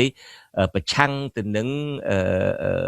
ប្រជាពលរដ្ឋវិញដើម្បីរក្សារបបគេទន្ទឹមនឹងក្រមប្រជាធិបតេយ្យហាក់ដូចជាកំពុងតែប្រើប្រាស់វិធីសាស្ត្រចាស់ដើម្បីប្រយុទ្ធនៅក្នុងពិភពថ្មីនឹងតែម្ដងអ្នកប្រជាធិបតេយ្យនៅតែប្រើឧទាហរណ៍ការថ្លែងសារក៏ដោយចុះដូចខ្ញុំនិយាយនៅតែថ្លែងសារវែងហើយជួនកាលសារខ្លះហ្នឹងវាអត់ផ្ដល់អត់បញ្យលប្រជាពលរដ្ឋនឹងឲ្យច្បាស់អំពីថាសិក្សាពីចំណុចរបស់មេដឹកនាំផ្ដាច់ការណាដូចខ្ញុំនិយាយសិក្សាឧទាហរណ៍តើឥឡូវលោកហ៊ុនសែនប្រើវិធីសាស្ត្រអីក្នុងការ គម្រាមកំហែងប្រជាពលរដ្ឋអូវិធីសាស្ត្ររបស់គាត់គឺគម្រាមកំហែងអ្នកឯងឲ្យអ្នកឯងបាត់បង់ផលប្រយោជន៍ចំពោះមុខភ្លាមៗនឹងតែម្ដងពីព្រោះគាត់ដឹងថាខ្មែរយើងលឿនណាស់ឲ្យតែប៉ះពាល់ផលប្រយោជន៍ខ្លួនឯងភ្លាមនឹងគឺថាលុតជង្គង់ថ្វាយអង្គមគេក៏លុតជង្គង់ថ្វាយអង្គមគេដែលអត់បានគិតដល់2ឆ្នាំទៅមុខ5ឆ្នាំទៅមុខអនាគតដល់ប្រទេសកម្ពុជាទាំងមូលទេដូច្នេះគាត់យកចំណុចហ្នឹងដើម្បីគម្រាមកំហែងយើងត្រូវយកចំណុចរបស់លោកហ៊ុនសែនហ្នឹងដែរដើម្បីផ្លាស់ប្ដូរវិធីសាស្ត្ររបស់យើងដើម្បីបញ្យលប្រជាពលរដ្ឋឲ្យយល់តបទៅនឹងវិញហ្នឹងជារឿងមួយដែលខាងគណៈបកប្រឆាំងខាងក្រមប្រជាធិបតេយ្យនឹងនៅតែអត់ទាន់ផ្លាស់ប្ដូរយើងពឹងផ្អែកតែរបៀបចាស់ដដែលនាំគ្នាធ្វើបាតកម្មមានរឿងអីក៏ដោយទៅនាំគ្នាធ្វើបាតកម្មអីចឹងទៅក៏ប៉ុន្តែសង្គមនឹងវាផ្លាស់ប្ដូររួចទៅហើយដូច្នេះយើងមិនអាចអនុវត្តនៅវិធីដដែលចាស់ដដែលនឹងបាននេះថៃតើគូផ្លាស់ប្ដូរបែបណាដែរលោកជំនិតបុតបាទនឹងផ្លាស់ប្ដូរទី1យើងសង្កេតមើលយុវជនសម័យថ្មីនេះសូវចូលចិត្តទីអតទៅទៀតទេក្នុងការស្ដាប់វែងជាការបញ្យល់វែងអត់រួចទេដូចខ្ញុំហើយនឹងថៃនិយាយអីនឹងចឹងគឺប្រហែលជាជាងកន្លះម៉ោងខ្ញុំមិនអាចផ្ទៀងផ្ទាត់ជាអត់រួចទេក្នុងការបញ្យល់ជួនកាលមនុស្សក៏ត្រូវការដែរមនុស្សនៅតែតាមដានការផ្សាយរបស់យើងមិនជាស្រកស្រត់អីប្រមាណដែរទេលើកទៅតាមដានក៏ប៉ុន្តែទន្ទឹមនឹងក៏យើងចាប់ផ្ដើមរៀនសូត្រអំពីទម្លាប់ថ្មីរបស់មនុស្សករក្រោយនឹងដែរគេលែងចូលចិត្តស្ដាប់អ្វីទៅវែងគេចូលចិត្តលែងចូលចិត្តអានអ្វីនឹងវែងគេចូលចិត្តទទួលព័ត៌មានតាម TikTok តាម YouTube តាម Podcast តាម Instagram តាម Telegram អីជាដើមដូច្នេះបើយើងមិនយល់ពីរបៀបដែលមនុស្សទទួលព័ត៌មានមនុស្សសម័យថ្មីទទួលព័ត៌មានទេយើងក៏ពិបាកតាក់ទងជាមួយពួកគេដែរថៃដូច្នេះដំណាក់កាលទី1គឺក្រមប្រជាធិបតេយ្យចាប់ផ្ដើមកែរបៀបរបស់ខ្លួននិយាយខ្លីរបៀបធ្វើសាររបស់ខ្លួនឲ្យខ្លីខ្លឹមហើយតតាំងបញ្យលឲ្យបានយល់វិញអំពីសាច់រឿងដែលបង្កើតឡើងឬមួយអង់គ្លេសថា narrative សាច់រឿងរ៉ាវដែលបង្កើតឡើងដោយក្រុមពួកផ្ដាច់ការតើគេបង្កើតបែបណាគេសម្ដំយុវជនបែបណាគេបំពុលបែបណាគឺសារខ្លីហើយខ្លឹមនិយាយឲ្យចំឲ្យពួកគាត់ដឹងជិះជាងនឹង10ទំព័រជិះជាងនឹងកន្លះម៉ោងឬ1ម៉ោងឯនោះបាទអញ្ចឹងមានន័យថាកម្លាំងប្រជាធិបតេយ្យខ្លះហ្នឹងនៅកំពុងតែបន្តនិយាយភាសាចាស់ទៅកាន់មនុស្សចំនួនថ្មីអញ្ចឹងទៅបាទប្រកាសទៅពួកគាត់ចាស់ដែរដឹកនាំចាស់ដែរដូច្នេះគាត់នៅតែប្រើភាសាចាស់របស់គាត់ហ្នឹងទៅកាន់មនុស្សជំនាន់ថ្មីអានឹងត្រឹមត្រូវសាររបស់យើងធ្វើទៅបទជួនកាលអាចត្រឹមត្រូវគោលការណ៍របស់យើងអាចត្រឹមត្រូវដែរក៏ប៉ុន្តែបើយើងនិយាយអត់ត្រូវទេយើងអត់អាចនាំសារហ្នឹងទៅដល់មនុស្សបានទេហើយវាអត់អាចមានប្រសិទ្ធភាពទេសារហ្នឹងវាមានគោលការណ៍វាល្អត្រឹមត្រូវយ៉ាងណាក៏ដោយចុះថៃបាទតើមានចំណុចអ្វីទៀតទេដែលកម្លាំងប្រជាធិបតេយ្យហ្នឹងគូរៀនសូត្របាទខ្ញុំថាអ្វីដែលគួររៀនសូត្រនឹងគួរពិនិត្យឡើងវិញអំពីអវប្បធម៌តវ៉ានេះវប្បធម៌ធ្វើបាតកម្មដូចខ្ញុំនិយាយនេះណា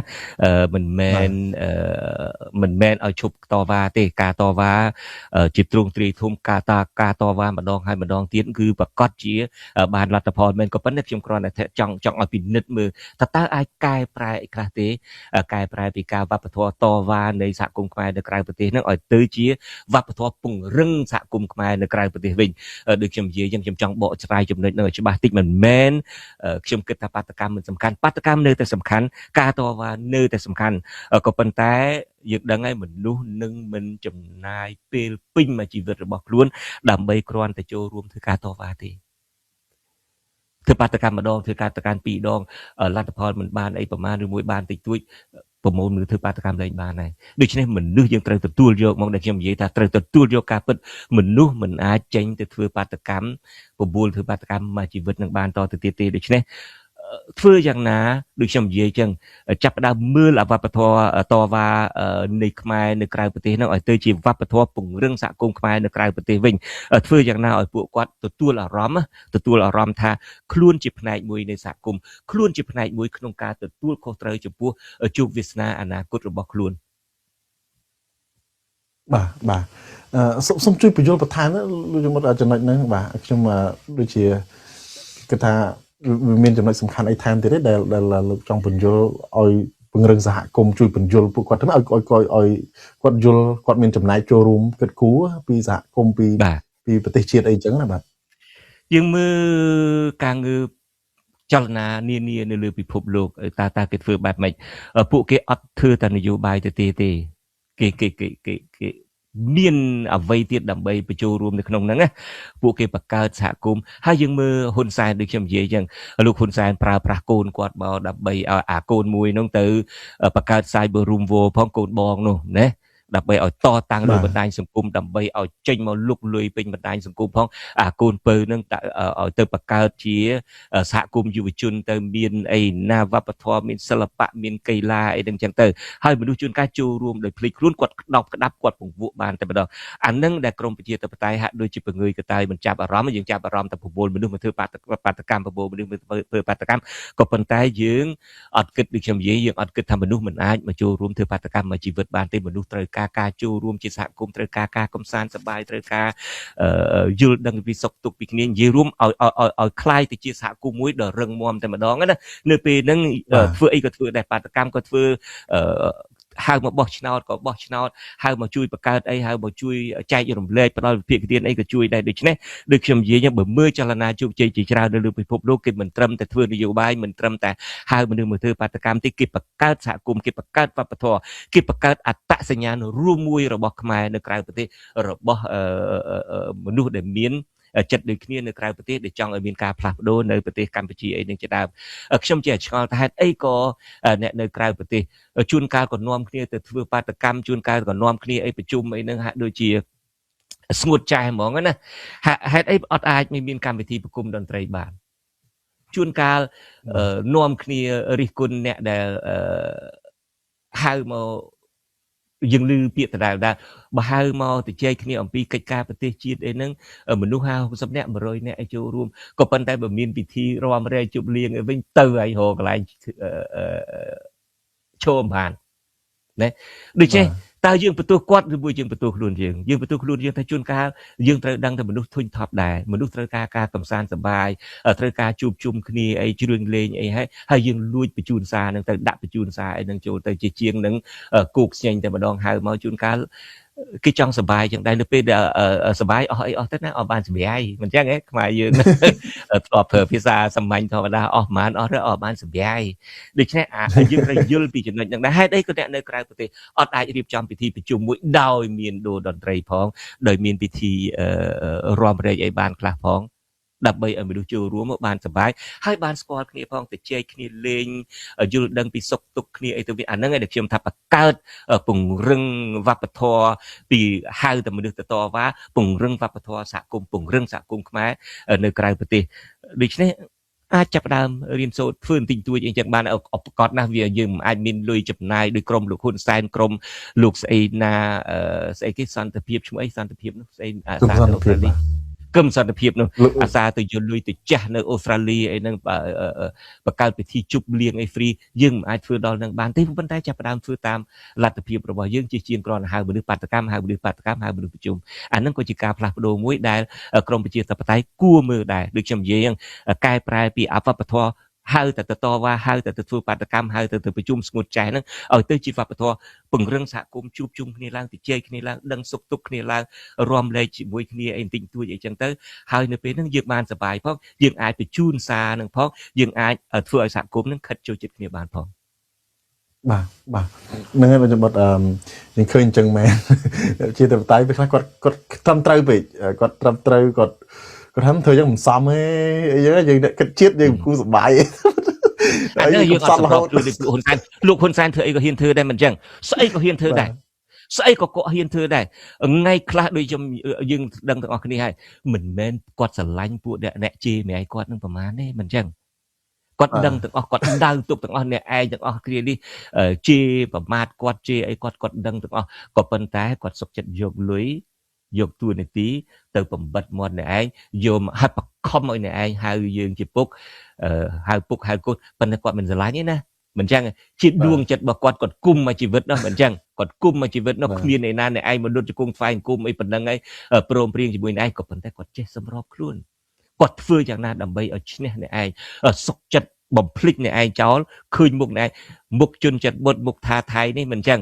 គាត់ស្អប់មិនស្ទើរទេមិនចឹងក៏ប៉ុន្តែសាកជន់ចិត្តបុតឲ្យថាថៃទៅលុតជង្គង់ថ្វាយគុំគាត់យកលុយពីគាត់មើលកុំបើគាត់មកធ្វើស្រឡាញ់គាត់មកធ្វើអីឥឡូវមិនមែនគាត់ស្រឡាញ់យើងទេខ្ញុំដឹងច្បាស់ណាស់មិនចឹងគ្មានពេលណាមួយដែលក្រុមលោកហ៊ុនសែនមកស្រឡាញ់ខ្ញុំមកស្រឡាញ់ថៃ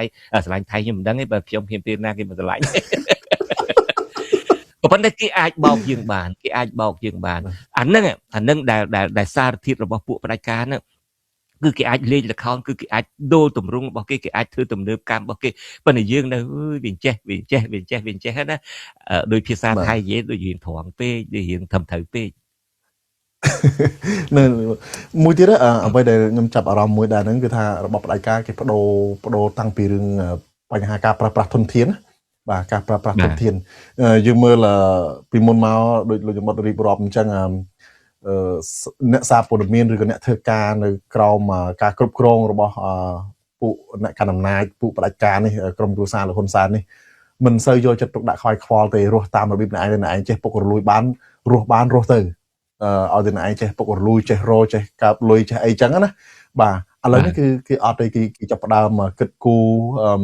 ទៅដល់អ្នកដែលធ្វើការងារបម្រើផលប្រយោជន៍ឲ្យក្រុមគ្រួសារគេបាក់ពួកគេអញ្ចឹងទៅគេផ្ដល់លទ្ធភាពឲ្យអ្នកឯងរស់ហើយអ្នកឯងប៉ុណ្ណឹងអ្នកឯងទៅបម្រើគេអញ្ចឹងទៅហើយដូច្នេះហើយគេតម្លើងសម្បីតែនៅក្នុងវិស័យសារព័ត៌មានអ្នកនៅធ្វើការងារនៅក្រោមការគ្រប់គ្រងរបស់ក្រុមគ្រួសារលោកហ៊ុនសែនអីចឹងទៅគឺថាគេតម្លើងប្រាក់ខែគេចាប់ផ្ដើមគិតគូរគេរៀបចំកន្លែងស្ថាប័នរបស់គេអញ្ចឹងណាហើយធ្វើឲ្យអ្នកទាំងអស់ហ្នឹងគេមាន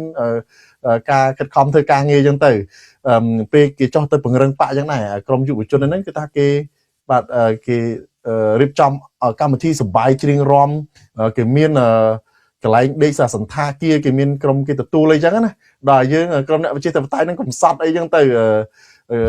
ជួនកាលតឹងរឹងមែនតើចោះតាណានទិញទូចហ្នឹង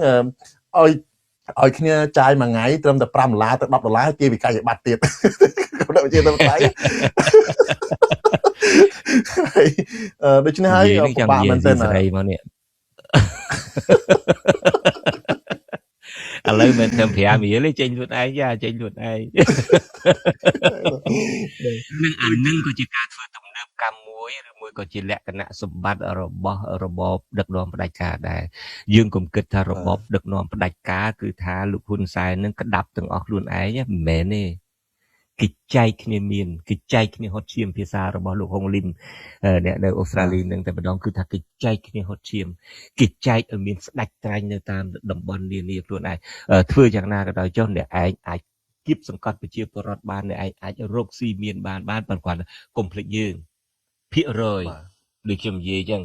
គេដឹងទាំងអស់ហ្នឹងបាទនៅពេលដែលលោកហ៊ុនសែនយកចោលយកមកដាក់នៅក្រោមឃ្លៀកគាត់ដឹងថាមួយនឹងចោលហើយអ្នកដែលមកបង្កើតយកអត្តសញ្ញាណគាត់ដើម្បីមកបង្កើត Facebook ដឹងអានឹងចោលប៉ុន្តែយកឲ្យបើចោលហើយវាអត់ដូរធៀបចោលគាត់ដឹងតែអញ្ចឹងមិនអាចដួងតារាមកលេងខ្លាយទៅជាចោលបានទេគាត់ធ្វើចោលតែអញ្ចឹងវាត្រូវតែចោលតែអញ្ចឹងគាត់ដឹងក៏ប៉ុន្តែគាត់បណ្ដោយហើយតើកន្លងមកនឹងតើគាត់បណ្ដោយឲ្យដួងតារាធ្វើចោលទេឲ្យដួងតារាធ្វើចោលក៏ប៉ុន្តែគ្រាន់តែដួងតារាធ្វើចោលនេះជួនកាលភ្លេចខ្លួនធ្វើចោលទៅបានតែខ្លួនឯងឬមួយយកភាគរយខ្លួនឯងច្រើនពេកគាត់ត្រូវបានភាគរយត្រូវបានច្រើនជាងតែអញ្ចឹងលីសមេតគាត់ដឹងថាតើយកឈ្មោះគាត់យកតួនាទីគាត់យកធ្វើចោលទៅគាត់ដឹងតាក៏ប៉ុន្តែនៅពេលដូច្នេះអានឹងគឺជារបៀបមួយរបស់អ្នកដឹកនាំបដិការដែលគឺថាគេចែកគ្នាចែកទូនាទីគ្នាចែកគ្នាហើយដើម្បីអ្នកឯងដើររកស៊ីទៅអ្នកឯងធ្វើទៅឲ្យតែអ្នកឯងបានផ្ដល់ភាគរយឲ្យយើងបានត្រឹមត្រូវគឺអ្នកឯងអាចធ្វើទៅកើតបាទនឹងលោកជំរិតងាកមកប្រធានបទបន្តទៀតនេះសំណួររបស់ខ្ញុំបន្ទាប់ពីអ្វីដែលយើងពិភាក្សានេះទាំងអស់នេះតើមេរៀនធំបំផុតសម្រាប់កម្ពុជានឹងគឺអ្វីដែរលោកជំរិតសូមជួយបញ្ជាក់បន្ថែមទៀតបាទអ្វីដែលយើងខំទៅជែកគ្នាមកនេះគឺថាមេដឹកនាំផ្ដាច់ការរបបផ្ដាច់ការគេចេះសម្របខ្លួនគេចេះផ្លាស់ប្ដូរដូច្នេះអ្នកប្រជាធិបតេយ្យក៏ត្រូវតែចេះសម្របខ្លួនត្រូវតែចេះផ្លាស់ប្ដូរទៅតាមស្ថានភាពដែរអត់ត្រូវការប្រើរបៀបដដែលនឹងបានទេអ្នកប្រជាធិបតេយ្យខ្លះឬមួយខ្មែរនៅក្រៅស្រុកខ្លះនឹងគឺចាំមើលរបបហ៊ុនសែននឹងធ្វើខុសចាំឲ្យលោកហ៊ុនសែននឹងធ្វើខុសចាំឲ្យរបបនឹងដួលរលំទៅដោយខ្លួនឯងទៅឬមួយទុកឲ្យពេលវេលាជាអ្នកដោះស្រាយទៅចុះសាងបុណ្យបានបុណ្យសាងបាបបានបាបនឹងជាទស្សនៈរបស់ខ្មែរយើងក៏ប៉ុន្តែតាមពិតប្រវត្តិសាស្ត្រវាជាពិសេសប្រវត្តិសាស្ត្រនៃការដួលរលំនៃរបបផ្ដាច់ការវាមិនកើតឡើងបែបនេះទេថៃតើអ្វីដែរដែលដំណើរការទៅបានបាទ អ្វីដែលដំណើរការទៅបានអ្វីដែលធ្វើឲ្យមានការរលំរលាយនៃរបបដឹកនាំផ្ដាច់ការបានហ្នឹងគឺជាការច្នៃប្រឌិតហ្នឹងដូចយើងនិយាយអញ្ចឹង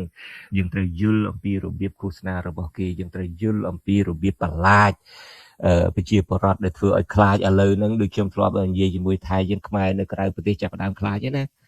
ចាប់ផ្ដើមខ្លាចពីព្រោះអីពីព្រោះលោកហ៊ុនសែនយកផលប្រយោជន៍ចំពោះការខាត់បងផលប្រយោជន៍ចំពោះមុខហ្នឹងយកមកឲ្យអ្នកឯងដឹងតែអ្នកឯងហ៊ានងើបតវ៉ាឃើញឈ្មោះអ្នកឯងឡើងចូលតវ៉ាឃើញឈ្មោះអ្នកឯងហ៊ានរិះគន់នៅលើ Facebook ធ្វើបាបធ្វើកម្មបងប្អូនអ្នកឯងនៅប្រទេសកម្ពុជាឬមួយក៏មិនអនុញ្ញាតឲ្យអ្នកឯងចូលស្រុកវិញដាក់ឈ្មោះអ្នកឯងអីនៅក្នុងបញ្ជីលែងឲ្យចូលស្រុកលែងឲ្យអីចឹងទៅលែងឲ្យធ្វើនយោបាយលែងអីចឹងទៅនៅពេលដែលយើងខ្លាចប៉ះពាល់ដល់ផលប្រយោជន៍ផ្ទាល់ខ្លួនយើងចាប់ផ្ដើមខ្លាចដូច្នេះអ្នកនយោបាយនៅខាងក្រៅជាពិសេសមេដឹកនាំនៅខាងក្រៅគួរតែចេះច្នៃប្រឌិតសិក្សាអំពីការធ្វើទំនើបកម្មវិធីសាស្ត្រថ្មីរបស់អ្នកការតម្លៃផ្ដាច់ការហ្នឹងដើម្បីរកវិធីសាស្ត្រណាមួយទៀតដើម្បីមកលុបលាងដួងចិត្តរបស់ស្រុកខ្មែរយើងវិញឲ្យមើលឃើញផ្ទុយពីនឹងវិញដូច្នេះការច្នៃប្រឌិតការរៀបចំការបណ្ដុះបណ្ដាលធនធានមនុស្សនឹងនៅតែសំខាន់ដើម្បីឲ្យមានរបបផ្ដាច់ការនឹងអាចដួលរំលំបានបាទអរគុណលោកជំបុតដែលបានបកស្រាយចំណុចសំខាន់ទាំងអំបាលមកនេះតើមានសារចុងក្រោយអ្វីទៀតទេដែលលោកចង់ផ្ដាំផ្ញើទៅអ្នកស្ដាប់យើងបាទមានអីខ្ញុំចង់ឲ្យគ្នាយើងសាកល្បងរិះគិតគំនិតនេះមួយគំនិតនេះថាដូចខ្ញុំនិយាយយ៉ាងយើងច្រើនគិតថាបើសិនជាឯងប្រព្រឹត្តអំពើអយុត្តិធម៌បកអំពើអយុត្តិធម៌នៅក្នុងសង្គមច្រើនពេកថ្ងៃណាមួយមនុស្សគង់តែងើបឡើងមកដើម្បីផ្ដួលរំលំឬមួយក៏របបអ្នកឯងនឹងមិនអាចនៅគង់វង្សបានទេខ្ញុំចង់ឲ្យយើងគិតទាំងអស់ហ្នឹងគឺថារបបផ្ដាច់ការការពិតមិនអាចផ្ដួលមិនអាចរលំរលាយបានដោយអំពើអយុត្តិធម៌ឯងបើសិនជាអំពើយុត្តិធម៌អយុត្តិធម៌តាមមុខគាត់ណាអាចធ្វើឲ្យរបបផ្ដាច់ការដួលរលំបានណាយើងនឹងឃើញរបបផ្ដាច់ការជាច្រើននៅលើពិភពលោកអាចដួលរលំបានហើយពីព្រោះថារបបផ្ដាច់ការណាក៏ដោយក៏ប្រព្រឹត្តអំពើអយុត្តិធម៌ដែរនៅកូរ៉េខាងជើងក្តីនៅស្រុកចិនក្តីនៅគីបាក្តីនៅប្រទេសដទៃទៀតក៏ដោយឲ្យតែមានរបបផ្ដាច់ការគឺមានអំពើអយុត្តិធម៌នៅក្នុងសង្គមហើយដូច្នេះខ្ញុំនិយាយបើយើងគិតថាអូខេអ្នកឯងប្រព្រឹត្តកំហុសសាងកំហុសឲ្យកាន់តែច្រើនទៅកម្មពីរបស់អ្នកឯងនឹងសងមកអ្នកឯងវិញអ្នកឯងនឹងដួលរលំទៅវិញអត់ទេវាអាកម្មពៀនឹងវាត្រូវខ្លះហើយវាមិនអាចថាអ្នកដែលប្រព្រឹត្តអំពើអាក្រក់នឹងចេះតែអាក្រក់បានមួយជីវិតនោះទេអាកម្មពៀនឹងប្រកាសជាមានក៏ប៉ុន្តែតាមមុខនឹងអត់គ្រប់ទេការរបបផ្ដាច់ការអាចដួលរលំបាននៅពេលដែលកម្លាំងប្រជាធិបតេយ្យคล้ายទៅជាជំរឿសរបស់ប្រជាពលរដ្ឋយើងធ្វើយ៉ាងណាដូចខ្ញុំនិយាយពីខាងដើមចឹងយើងបានបញ្យល់ពីខាងដើមហើយថាអ្នកដឹកនាំរបបផ្ដាច់ការគឺធ្វើឲ្យប្រជាពលរដ្ឋយល់ថាខ្លួននឹងឯងជាជំរឿសគឺមេដឹកនាំបច្ចុប្បន្នហ្នឹងជាជំរឿសក៏ប៉ុន្តែបើសិនជាខាងប្រជាធិបតេយ្យបញ្យល់ប្រជាពលរដ្ឋឲ្យដឹងវិញថាអត់ទេមានតែកម្លាំងប្រជាធិបតេយ្យទេគឺជាជំរឿសដែលគួរឲ្យជឿជាក់ជាងណាមានសមត្ថភាពជាងមានការរៀបចំល្អជាងមានការច្នៃប្រឌិតជាងហើយផ្សារភ្ជាប់ជាមួយនឹងប្រជាពលរដ្ឋបានល្អជាងដូច្នេះនៅពេលដែលសារនយោបាយរបស់យើងឲ្យបានឃើញឬមួយក៏ប្រែផ្នត់គំនិតណាប្រែផ្នត់គំនិតរបស់យុវជនប្រែផ្នត់គំនិតរបស់ធ្វើបដិវត្តផ្នត់គំនិតប្រើពាក្យនេះវិញធ្វើយ៉ាងណាដើម្បីឲ្យផ្នត់គំនិតរបស់ពួកគាត់ហ្នឹងយល់ថាជំរឿសដ៏ល្អសម្រាប់ខ្លួនសម្រាប់អនាគតខ្លួនវែងឆ្ងាយសម្រាប់កូនខ្លួនវែងឆ្ងាយគឺថាមានតែជំរឿសប្រជាធិបតេយ្យទេនៅពេលហ្នឹងរបបផ្ដាច់ការអត់នៅគង់វង្សបានទេដូច្នេះនៅទីបញ្ចប់សំណួរសំខាន់មិនមែនសួរថាតើរបបផ្ដាច់ការផ្លាស់ប្ដូរបានឬអត់ទេសំណួរពិតប្រាកដគឺថាតើយើងផ្លាស់ប្ដូរខ្លួនយើងបែបណាដើម្បីទៅផ្លាស់ប្ដូររបបដឹកនាំផ្ដាច់ការបាទនឹងលោកជំបុតអរគុណមែនទែនចំពោះការចែករំលែកនៅទស្សនៈដ៏មានតម្លៃនៅរាត្រីនេះគឺធ្វើឲ្យយើងបានយល់អំពីការបដូរធាតុអំពីការធ្វើទំនើបកម្មរបស់របៀបរបបផ្ដាច់ការហើយដែលកើតឡើងនៅក្នុងសង្គមហ្នឹងយើងបានយល់ច្បាស់ណាស់ហើយក៏មានប្រយោជន៍សម្រាប់អ្នកប្រជាធិបតេយ្យដែរដើម្បីផ្លាស់ប្ដូរដើម្បីអីហ្នឹងកុំពឹងផ្អែកពីព្រោះពេលខ្លះយើងពឹងផ្អែកទៅលើដូចថា ចង់របស់បដិការនឹងជួបភាពប្រកាសភាពប្រយុទ្ធធម៌ដួលរលំនៅខ្លួនឯងនឹងហើយលោកយមត់បានប្រកាសនៅទស្សនៈផ្សេងទៀតថាអត់ទេទៅផ្ដាស់ប្ដូរខ្លួនឯងដែរដើម្បីយើងអាចផ្លាស់ប្ដូររបស់បដិការបានពាក្យកលឹះរបស់លោកយមត់នៅរឿងនេះហើយជាអរគុណមែនទែនពិតជាមានសារៈសំខាន់ណាស់ហើយអ្នកស្ដាប់យើងក៏ជក់ចិត្តមែនទែននៅមកដល់ពេលនេះយើងនៅតែមានស្ដាប់នឹងចំនួនច្រើនជិត 3K ដដែលបាទទាំងបើយើងបូកទាំង Facebook ទាំង YouTube អីគឺថាមានចំនួនច្រើនមែនទែនអរគុណលោកយមត់បាទបាទមិនគេថាអញ្ចេះគេថាថៃគេថាមិនសំខាន់នឹងអ្នកឆ្លើយសំខាន់នឹងសំណួរអ្នកសួរប្រកែដេញដោលបានខ្ញុំនឹងអាចឆ្លើយបានដែរដូច្នេះអរគុណថៃទៅវិញដែលបានសួរសំណួរល្អដែលឲ្យខ្ញុំអាចឆ្លើយបកស្រាយបានសូអរគុណថៃនិងអរគុណលោកនាងកញ្ញាហើយថ្ងៃស្អែកនេះដោយថៃបានរៀបរាប់ជូនលោកនាងកញ្ញាអញ្ចឹងខ្ញុំបាទនឹងមកសម្របសម្រួលនីតិវេទិកាទូរទស្សន៍អាស៊ីសេរីដែលយើងនឹងបដោតទៅលើថាតើមេដឹកនាំអាចប្រើភាសាអសុរោះប្រើភាសាគំរាមកំហែងងើបមួយវាយមួយឬមួយប្រើភាសាអីដែលយើងមិនអាចហ៊ាននិយាយបានដោយប្រើប្រាស់បណ្ដាញសង្គមតែឬទេហើយបើប្រើមិនបានទេបើប្រជាពលរដ្ឋខ្មែរជាពិសេសអ្នកនៅក្រៅប្រទេសនឹងមិនអាចទទួលបានទេចង់ប្តឹងទៅក្រុមហ៊ុនមេតាឬមួយក៏ប្តឹងទៅក្រុមហ៊ុនបណ្ដាញសង្គមដទៃទៀតនឹងប្តឹងបែបណាយើងនឹងមានបណ្ដាជគុតបុត្របន្ទិញយើងនឹងមានលោកមីសាមឌីឡើងមកជួយបកស្រាយបាទអរគុណលោកនាងកញ្ញាដែលតាមដានហើយអរគុណថៃឲ្យស្ងាប់នឹងប្រមាណដងហើយខ្ញុំសូមជម្រាបជប់ត្រូវថាមួយអរគុណណាស់ថៃបាទអរគុណតែប្រទេសសូមជម្រាបអរគុណ